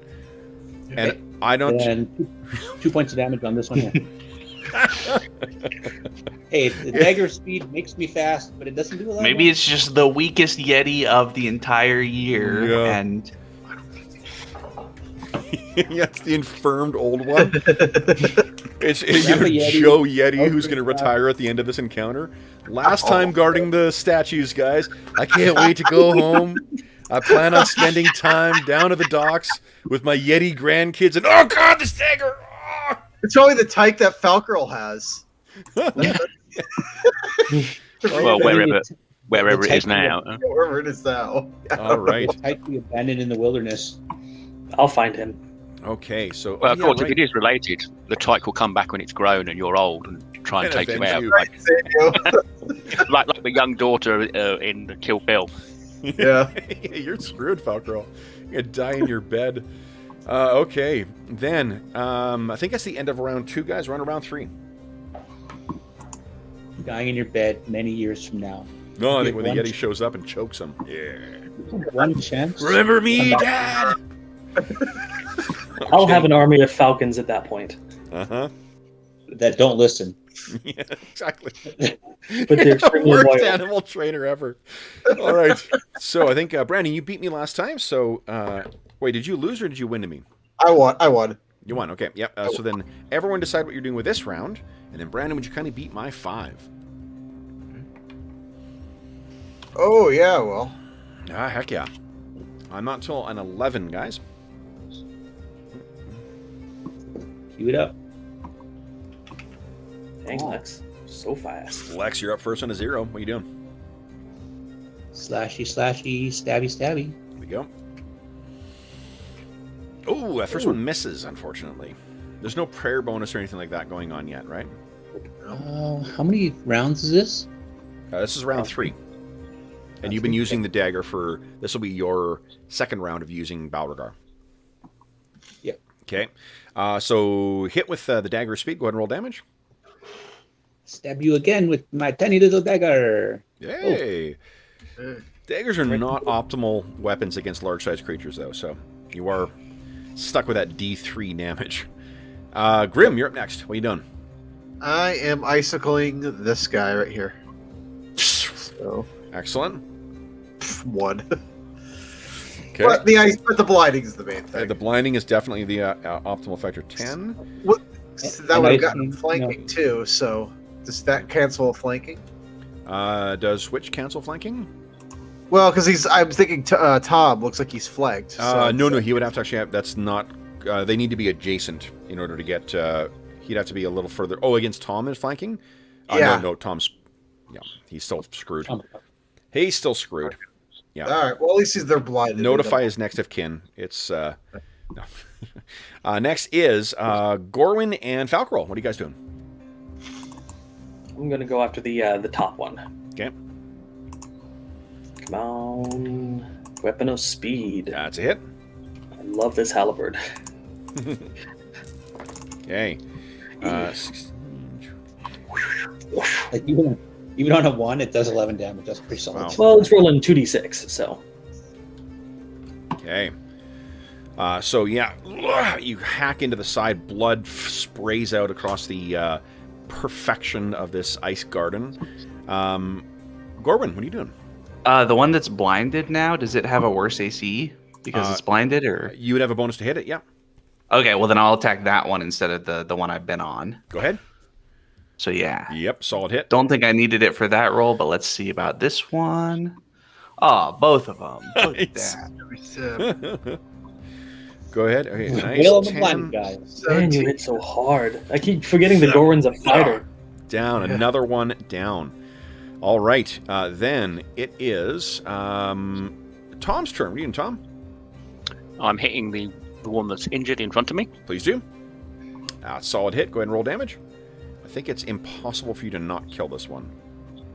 Let's see if you can prove me wrong here.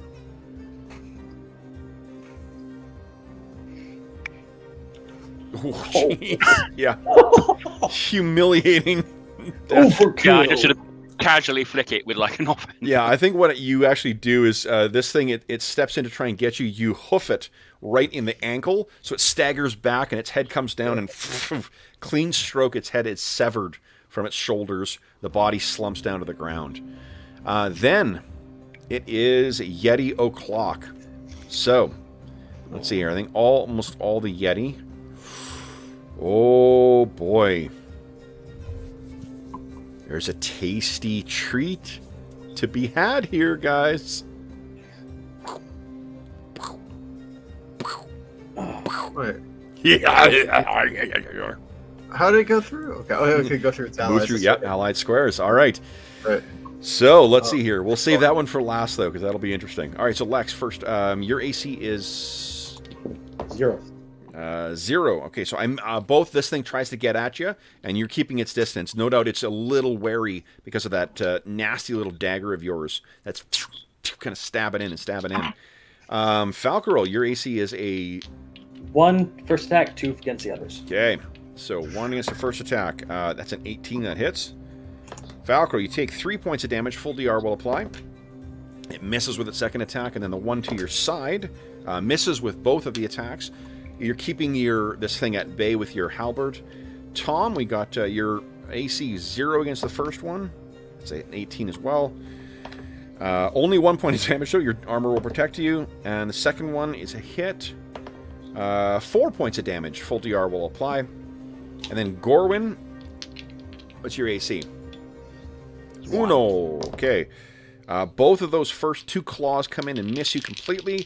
And the second one comes in, misses you with both. All right, then Grim. Grim, what's your AC? 6. I got the armor spell. Excellent. All right.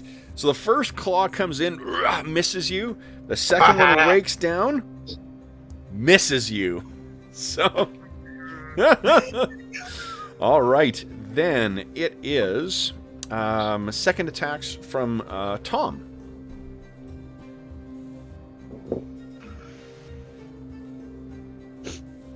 That's a hit. Go ahead and roll damage. A hit. Roll hit points for these things.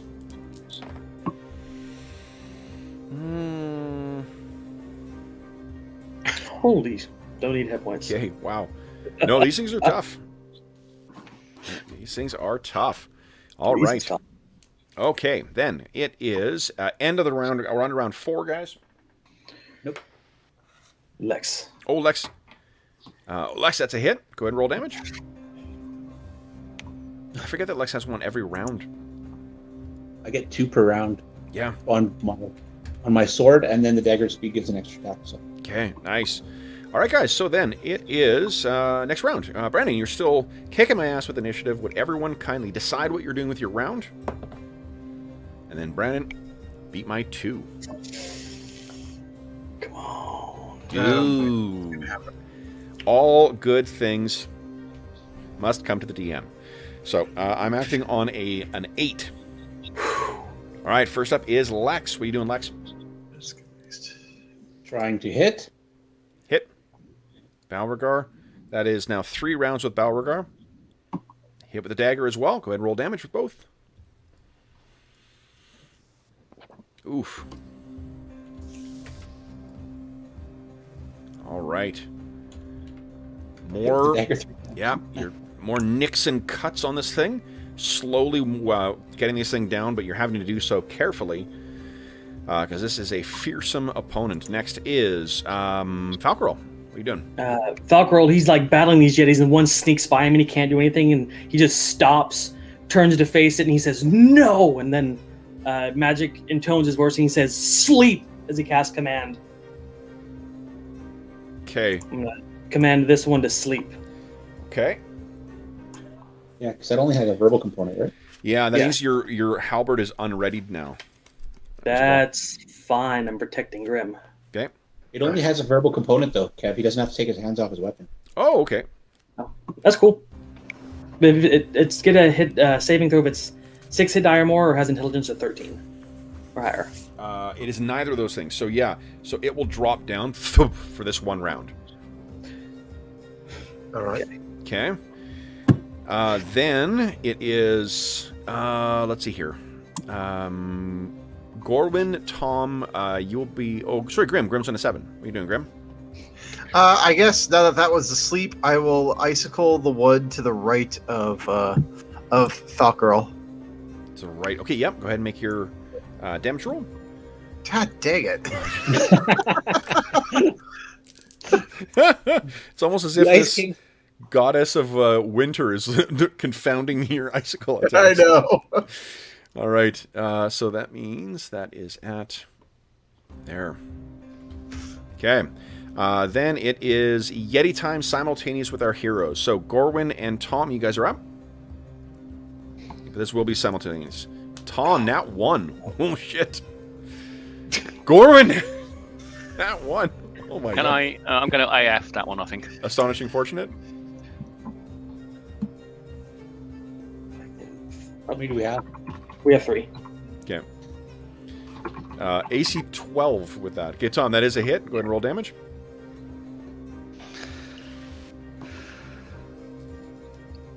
Okay, and then I'm going to make my attacks here. I'll start with the one Tom fought. Tom, I got 1 more hit on you as it dies.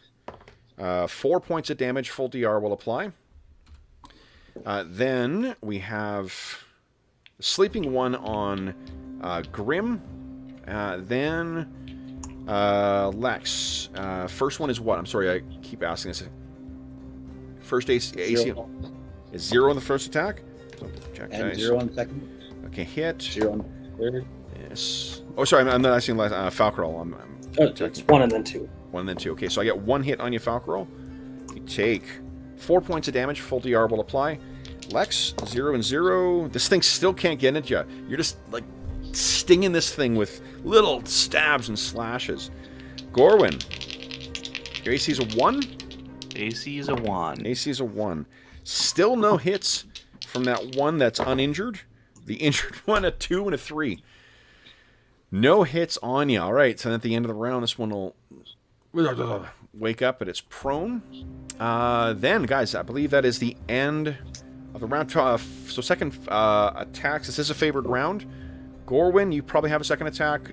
Tom, you have second attacks. Lex, you've got a second attacks. Be right back. Okay. That's just not doing a whole lot of it. I've just checked the handbook. Is there a coup de grace action? There's not, no. No. Okay. I mean, there is in the game, but it's not. It just does. I think it's max damage. You still have to make an attack roll on it. In that case, I'll do that on the sleeping one to get it out of the way. Go ahead, make your attack roll.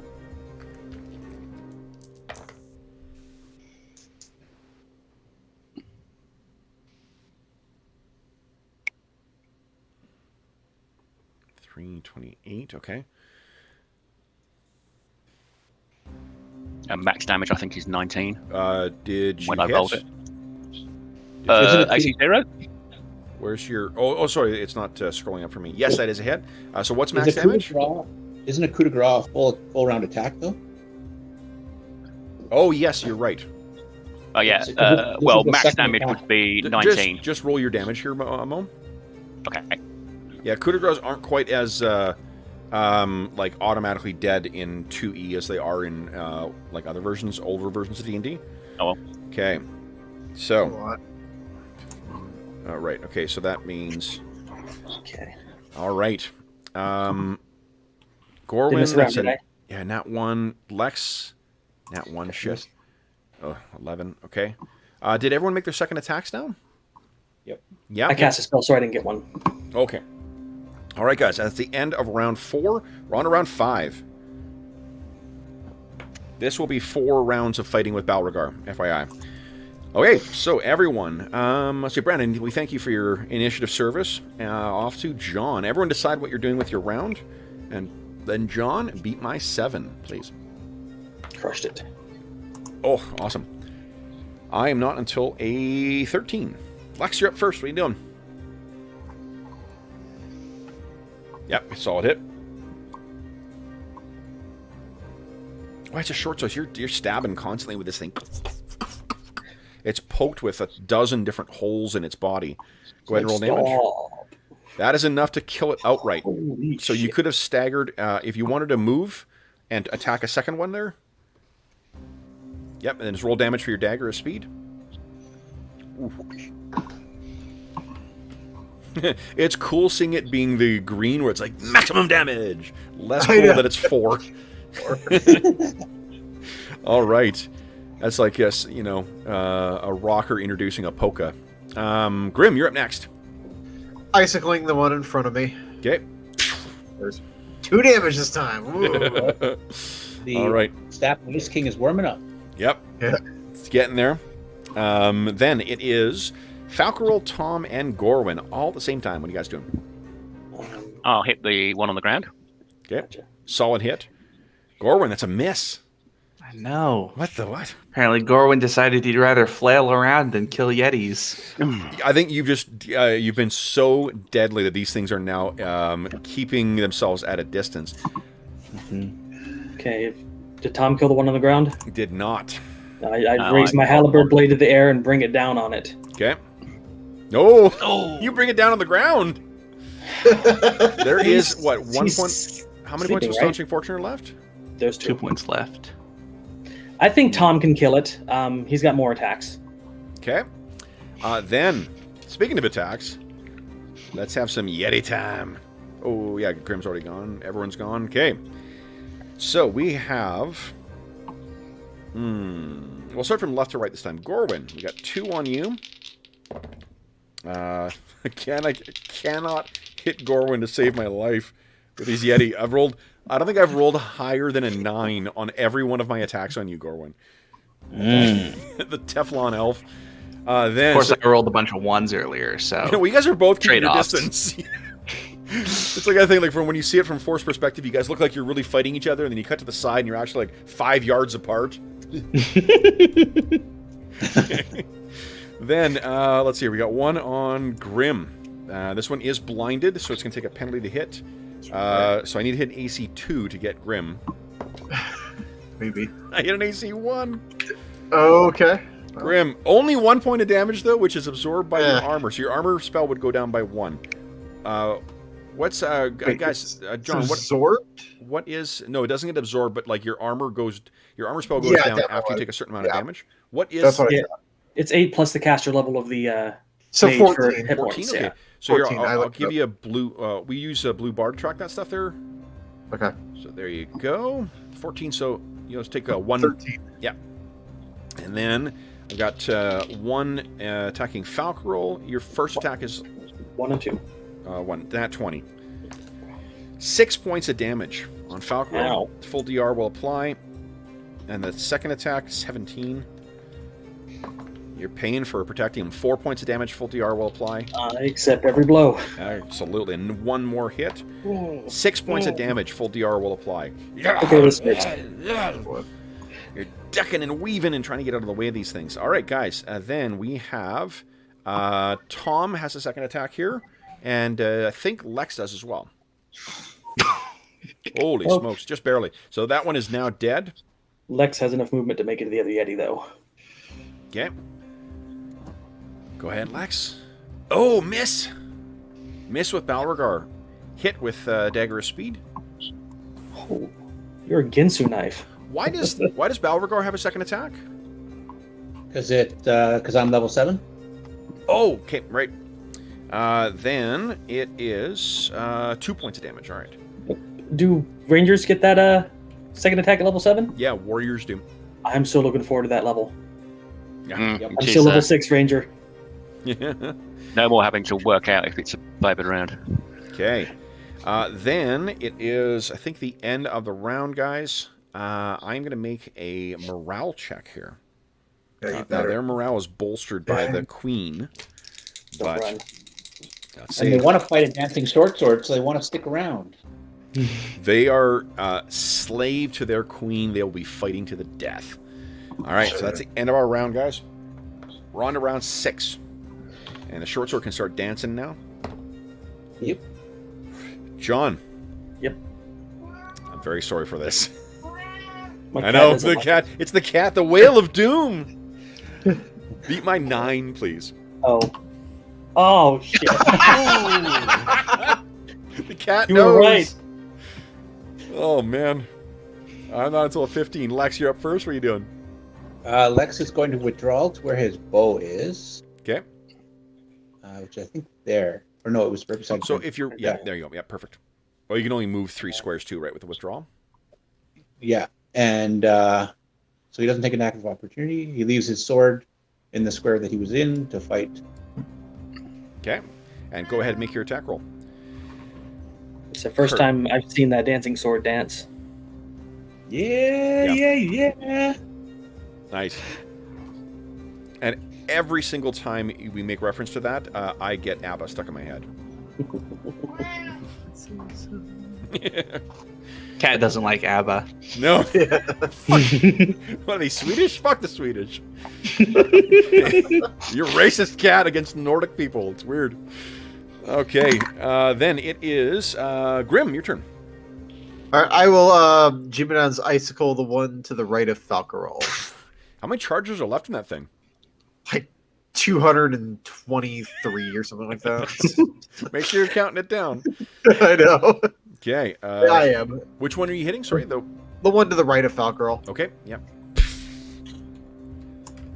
Incredible. Okay, then it is Gorwin, Tom, and Falcarol. What are you guys doing? I'm attacking the one to the north of me. All right. Finally. Solid hit. Solid hit as well. Okay, 9 points of damage. Oh. So close. Gorwin. It's okay. Hit on both of yours. 8 points. You're hitting the injured one, I take it, right? Yeah, I'm hitting the injured one. Hit on both, you said? Hit on both, yep. Awesome. Oh, look at that. You guys Going are for the masters femoral artery that time. of nearly taking them down this round. So stab. That's- We're We do just that giving so- them a chance to retreat if they want to. No, We're it's not really to bloodthirsty give Grim the creatures kill. like those other guys. Hey, you guys killed Tom Yeti. It was his last day on the job. Mhm. Okay, Tom, yeah, solid hit with Tom. Go ahead and roll damage. Holy shit. That is the Guys! third time. That's 3 max 12 on damages. Well, that's 3 12s in 4 rolls, I think. So, Good God. yeah, that's- You guys have each individually reduced all of them to 1 hit point. It's okay. Hey, Grim, do you have one more We magic? gotta leave one alive to I think tell for the the second story. attack, I'm Yeah. just going to go like, put on his head, and he's going to... Yeah. Could, but I'll save it. And for every 5e DM who, says on Twitter all the fucking time of like, oh, if they hit 1 point, just give them the 1 extra hit point. Fuck you. Yeah. That's not how we play this game. No, we don't at least. Then it is, let's see here. I think that's all of your first attacks, right? So it's Yeti time? Yep. It's Yeah, Yeti you time. can. Yeti o'clock. All right. So that's why we keep these Yetis around. They're death throws. Tom, against you. Let's see here. So the first one is against... yeah, there's no way that hits. No way that hits either. Tom, you're keeping... You've so grievously injured this thing that it's like... flailing out with its massive claws. Falcro, let's see here. Once again. All on the Yeti. Then on Gorwin, let's see if the Teflon Elf continues his reputation. That is a hit an AC 2, and it's not even close. Nope. And it's an AC 3. AC -1. Oh no! Couldn't last forever. 6 points of damage, full DR will apply. All right. All right. Wow. That's a good run. That's like, God, we're in round 6 right now. That's about 10 attacks where no hits on anything. So pretty good. Yep. All right, guys. Then we have second attacks. Tom, Lex, and Falcor. This is a favored round. Falcor, you... One's down. Lex. Oh, Beauregard. Yep. Hit. That one's dead. All right, guys. Gorwin. Ooh, hit. 16 damage. Yours is dead as well, too. Holy shit. All right. Then it is the end of the round, guys. We're on to round 7. So, John, you're still roll. No, I beat you last time. Yep. Mo, it's up to you. So everyone decide what you're doing with your round, and then Mo beat my 10. 9 just. All right, I'm not until a 16, guys. Last Yeti standing.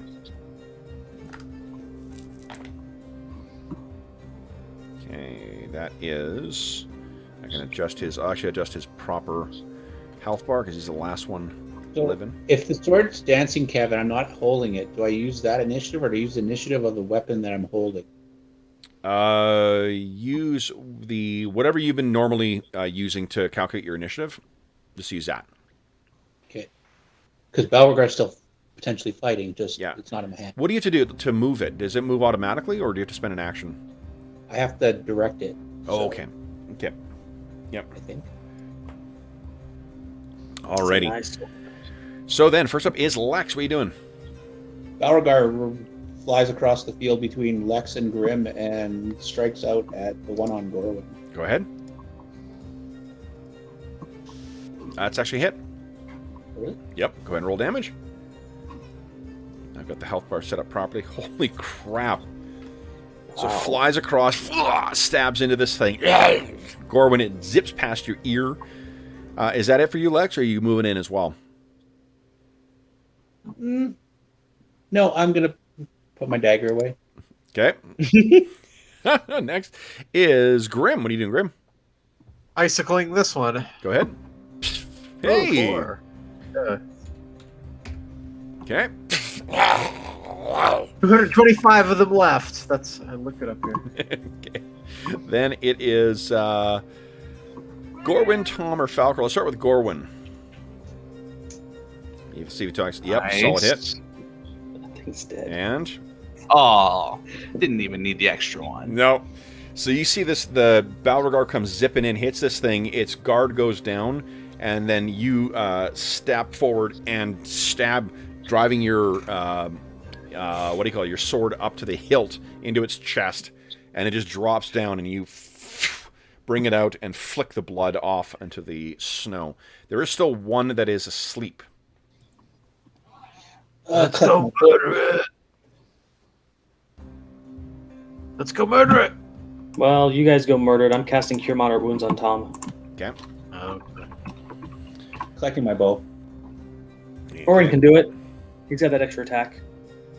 I guess I will go murder it. Okay. So I'll send the sword with you. it dies. All right, guys. So with those adversaries dead, there's no other sign of anything. And the blue, that shining light that was in their eyes, as each of them dies, it goes out. Gorwin immediately looks around, tries to see if the witch is still around. gonna guess no, but No. no. No sign. Just, however, there is that the feeling of paranoia because you can't see what's lurking in the fog. Mm-hmm. All right. Yeah, 16 back for you, Tom. I think that's right.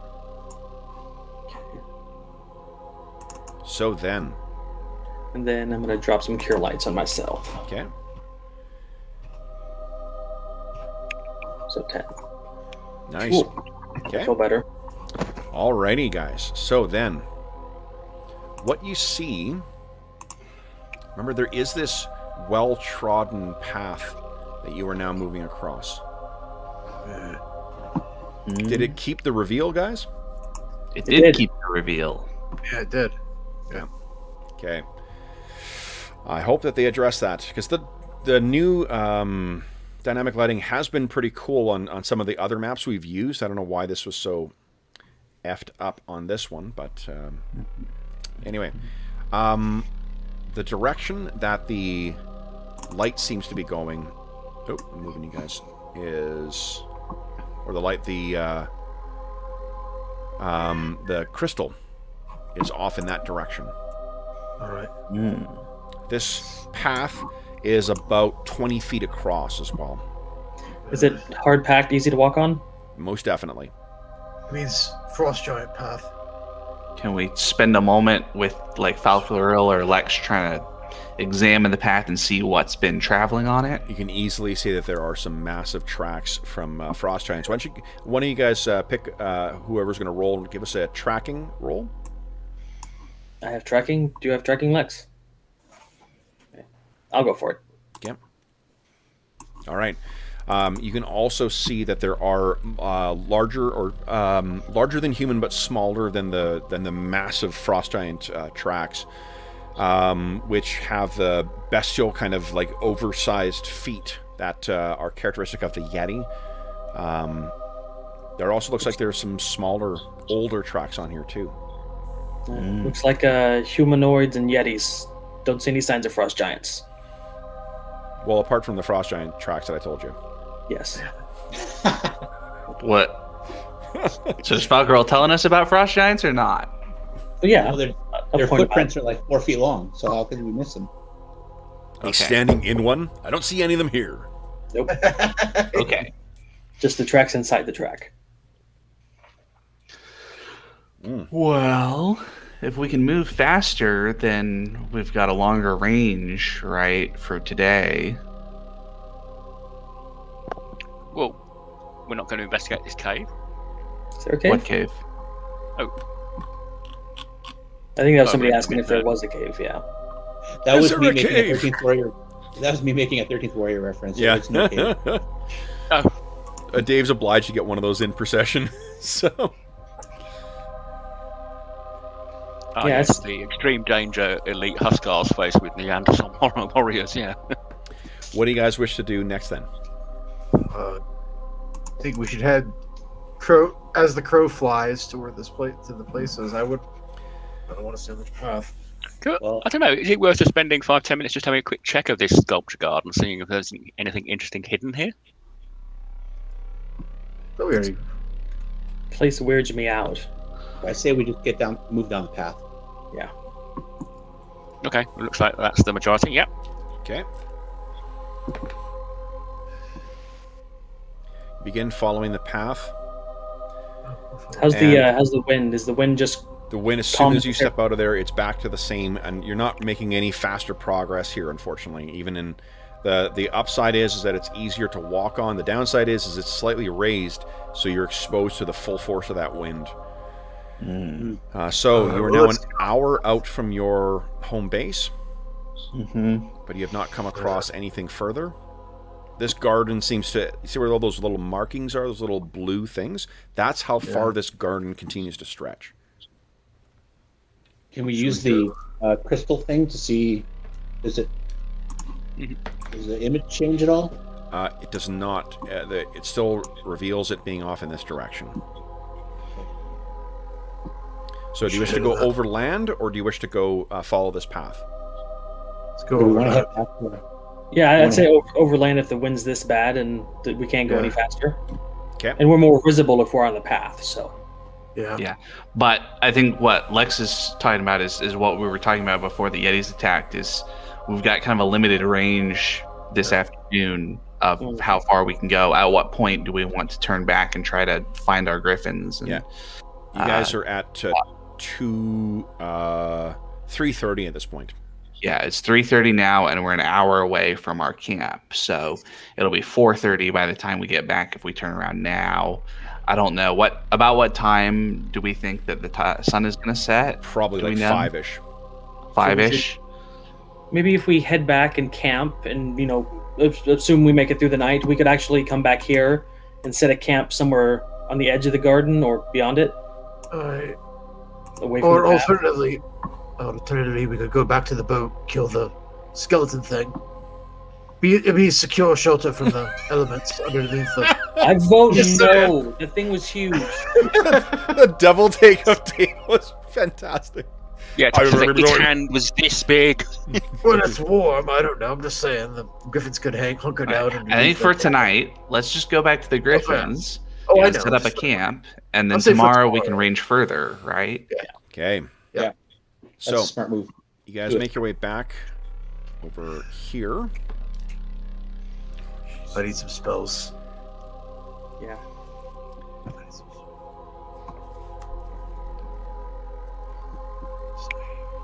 So And, this will give me an opportunity. I can learn a bunch of indoor codes and protect the griffins from most of the days. would you guys, let's see here. First, kindly, let's spread some love around here. Mo, would you give us a D10 roll, please? And Brandon, would you give me a D2 roll, please? D2. Interesting.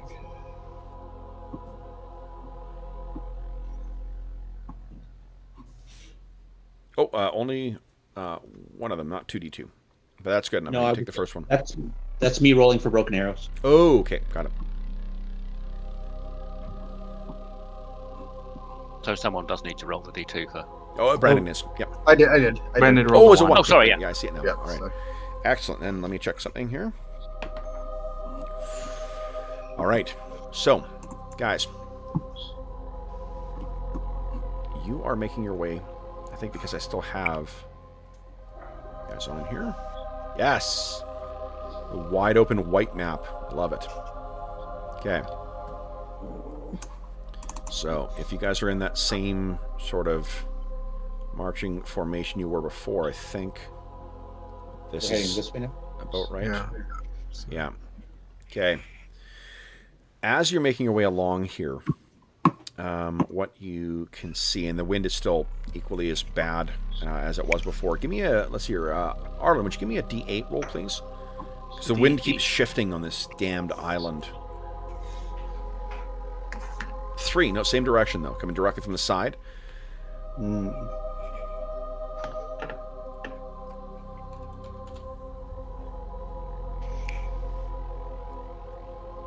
What you see, oh, actually I need to make this map a little bigger. Let's see.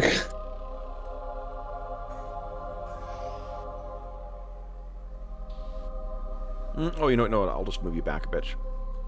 Back a wee bit here. There we go. So I got you guys up here. And then what you see is at the edge of the fog, you can see something looming out of a massive form.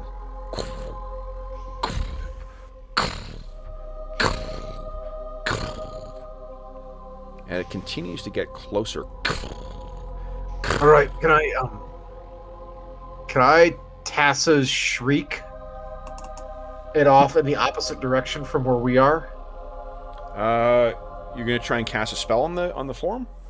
I'm gonna cast Tassa's shriek in the opposite direction, so it thinks something's coming from over there. So where? Ping on the map, maybe where you're. I don't know what So you mean. which direction did you say it was coming from? It is coming from straight ahead. Oh, hold on, wrong.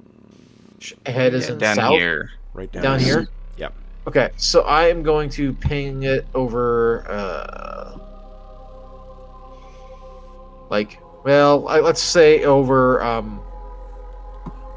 here or so. Oh, sorry, like there. Okay, sorry, I'm not seeing on the map. Like here, I'm going on the far left side, basically. Oh, over there. Yeah, Okay. like around there. Yep. Okay, hold on here.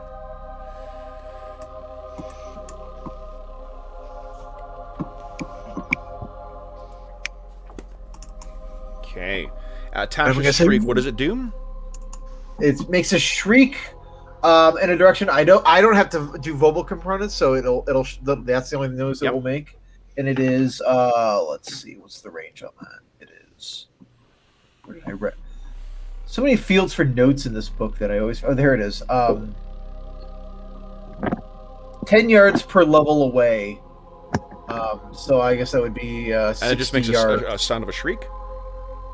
I can shout warnings or cry to distract. Awesome. So I will yep. Okay. I'll say yeah.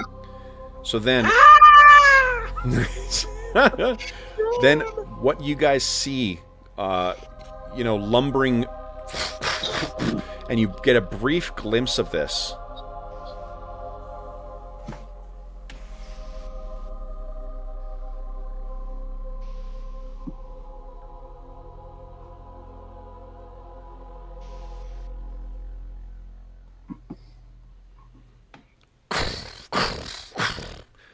A huge blue-skinned warrior. Good job, Grim. Let's go. And runs off in this direction. What's the maximum range for the spell? 60 so it would be 60 yards. Yep. 60 yards, 180 feet. Yep. Okay. Let's see. Yeah, so it's being a little... So he's running off in this direction. What do the rest of you guys do? Double timing it that way. Yeah, exactly. Okay, nicely done. All right. Then, let's go back to our map. Well done avoiding that. That's exactly why I prepared it. Yeah. All right. Then, that's been 20 minutes, so we move again. Let me see. And then...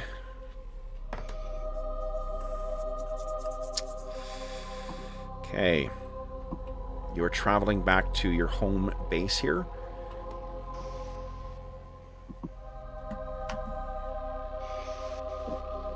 This music is very good. Yeah. All right. Would you guys give me... Let's hear. John, since you're enjoying this so much, would you give me a D10 roll, please? Oh, that's You threw a dice at my head. my keyboard needs new batteries. Okay.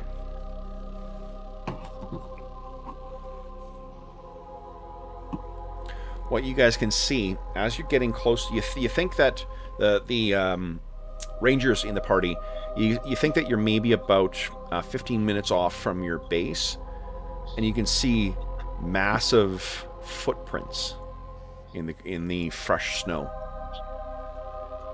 By massive, I mean equivalent to that colossal warrior who went running off in search of Grimm's distraction.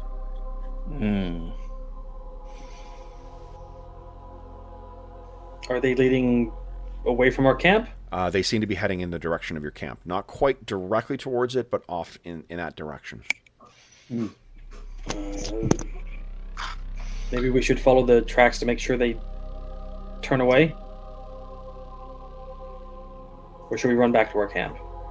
I think we head back to our camp and see what's there, because, right, we can't really do anything if they got there ahead of us. So as you guys... But maybe we try to... We can't really spread out a whole lot, but maybe if we can kind of get down a little more and start moving more slowly, that we might look a little less, depending on how much they can see through the ice fog. I guess we don't really know about what the giants, how much they're going to be impaired by the weather the way we are, but that I guess I'm just thinking if there's a way that we can kind of, crouch down and try to, throw our ghillie suits on so that we're camouflaged or something. Yeah. We'll know exactly what we're doing, but How We about, do have those cloaks, which are yeah. We do White. have the Cragcat cloaks, yeah, Yep. so that probably blends in Yep. fairly well. So yeah. you guys start heading it towards your camp, and what you find is that the tracks. Lex or Falcrel, or you can both roll. If you roll a nat 20, it's a fail automatically, but you guys can roll a tracking check for me, please. Lex, can well, do it Lex this was going time. to say, do you want me to follow their tracks a little bit just until we get to the edge of our visibility, and then just make sure that they do diverge? I think getting to Probably the not camp's a bad probably- idea. Okay. Nice. Lex, there are some fairly large canine tracks running parallel with these tracks. Okay, I'll point that out to the guys. I don't like that. Are they big dog tracks, like giant-sized Really? dog? You would think wolf, Wolf? but large. Yeah. Some kind of giant wolf. So, as you guys are making your way down, these tracks seem to go back. And if you were to guess, Lex, you think that the wolf tracks are preceding the giant tracks because of the way that the giant tracks are sort of packing them down. Okay. It's almost like the wolf tracks are for winter. So as you guys are now about 5 minutes away from your camp, you once again can see looming ahead something walking along, and you hear a voice. And I think who does not speak Jotun at this point? Okay, Gorwin doesn't. Some of you guys took that. Always mean, Special yeah. potion. So Falcrel Yep, I do. speaks Jotun. So then, I do. And okay, so the three of you guys, what you can clearly make out in Jotun is this massive creature is speaking to what looks to be a smaller furred creature ahead of him. Yes, Fengrim, find your prey. Find your dinner. And you hear the snarl and snap of some massive wolf ahead. And with that, guys, we'll bring our session to a close. With a frost giant hunter on the cusp of finding your camp. So, there's going to be a fair bit of XP for today, guys. I would hope so. Especially for the fighters of the group. Well, especially the rangers who get double XP from the undead. Oh yeah, the Coldite Walkers. Yeah. Well, you also threw quite a few spells, so I can. Yeah, I did actually, but Yeah. We had last Night Below session, I think we had a peak of 15 spells, was Yeah, it? Dave got 15 off. I got 13. Yeah. wow. I was tapped out. Level 7 We both illusion, had to rest for 3 hours the next morning. and I nearly died. Okay. Miss Jarwin. All right, and We then... were missing your hit points.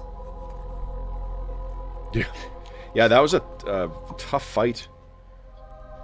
We killed a hag that managed to get Calidor's weapons and shield. Yeah. But don't She just worry, didn't because come there's down. still... Her two more. sisters are still out there and angry. Yeah. And Andrew, his ballsy first level character, managed to pull off a backstab. That was great. Yeah, 16 damage. And then he got smoked. Yeah, and then He got knocked smoked down. by Calidor's sword.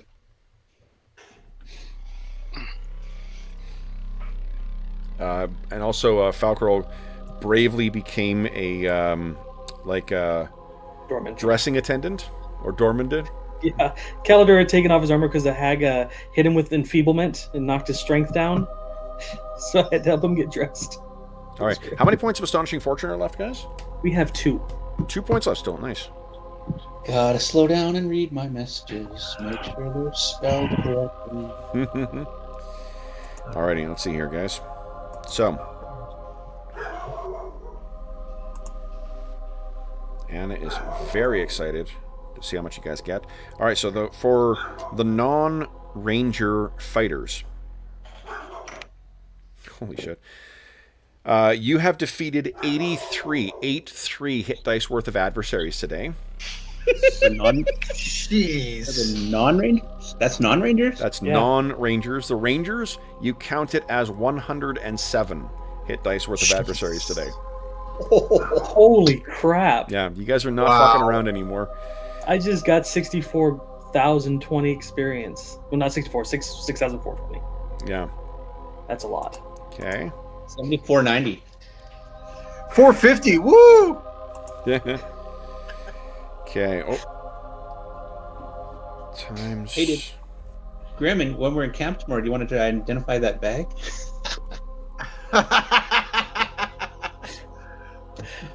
I think We're going to spend a day in the wilderness identifying the magical sack. That's not a bad. You get some experience points for that. That's All right, and there are 5 of you today.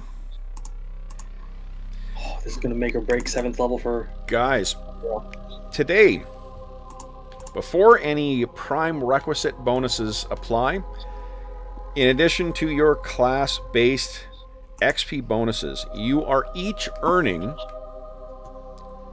3,226 XP. That's 3,226.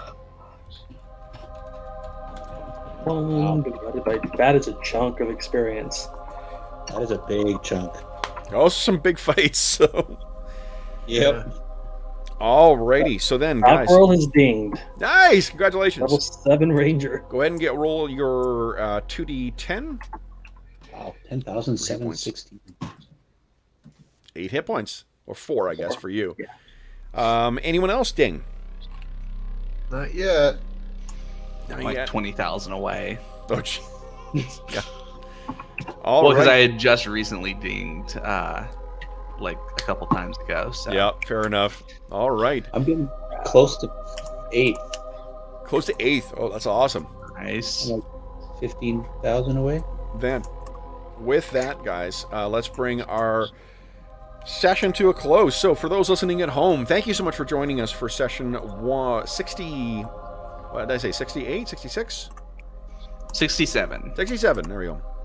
Of our quarantine campaign. As is always the case, if you have any comments, questions, or concerns regarding the session, the campaign, or the game we're playing, please don't hesitate to leave a comment in the comment section of the video, and I will endeavor to reply in a timely fashion. I plan on getting caught up on all my correspondence on this tonight.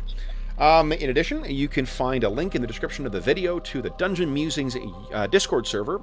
We have channels dedicated to this campaign, every other campaign we run on the channel, as well as a bunch of other stuff like finding a group, like the charity initiatives we have on the channel, like advice on selecting between virtual tabletops, pictures of our pets, lots of great channels, lots of great people, and you are more than welcome to join us over there. In addition, there is a link in the description of the video to something called Heroes Save Villages. That is the charity fundraising campaign we run on the channel. And from now until April 1st, 2021, for every $25 that you donate, you get one chance to win the grand prize in our first charity raffle of the year, which is a Platinum Edition copy of the Icewind Dale Rime of the Frost Maiden box set. I say box set, but it's really like a crate set. That has the complete adventure for Icewind Dale Rime of the Frost Maiden, as well as a bunch of other stuff, a map, a bunch of miniature, or a map, a ton of miniatures, a ton of maps. At retail, this would have been $500 American. It is has been donated by our good friends at Beetle and Grimm, and they have also generously donated a copy of the Silver Edition Icewind Dale Rime of the Frost Maiden box set. So if you don't win the grand prize, you still can also win that. You can also win a chainmail dice bag made by our resident armorsmith Dave, a dice tray made by our resident carpenter Andrew, some zines made by our buddy Jason Hobbs, or some great prizes from the Dungeon Musings Redbubble shop, including some t-shirts and posters and some other great stuff. You can also win a copy of the Son of Oak Studios City of Mist starter set. Lots of great prizes, and the best thing is all donations go directly to SOS Children's Villages International. None of it goes to the channel, none of it goes to any other middleman. It all goes to help out the over 80,000 orphaned and abandoned children who benefit from the SOS Children's Villages activities.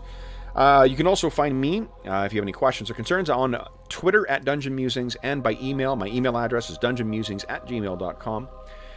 Last thing I will say, even though Dave has disappeared on Roll20, is a big thank you to everyone, to the players who joined us today. So, John, Mo, Arlen, Dave, and Brandon, thank you so much for joining us today.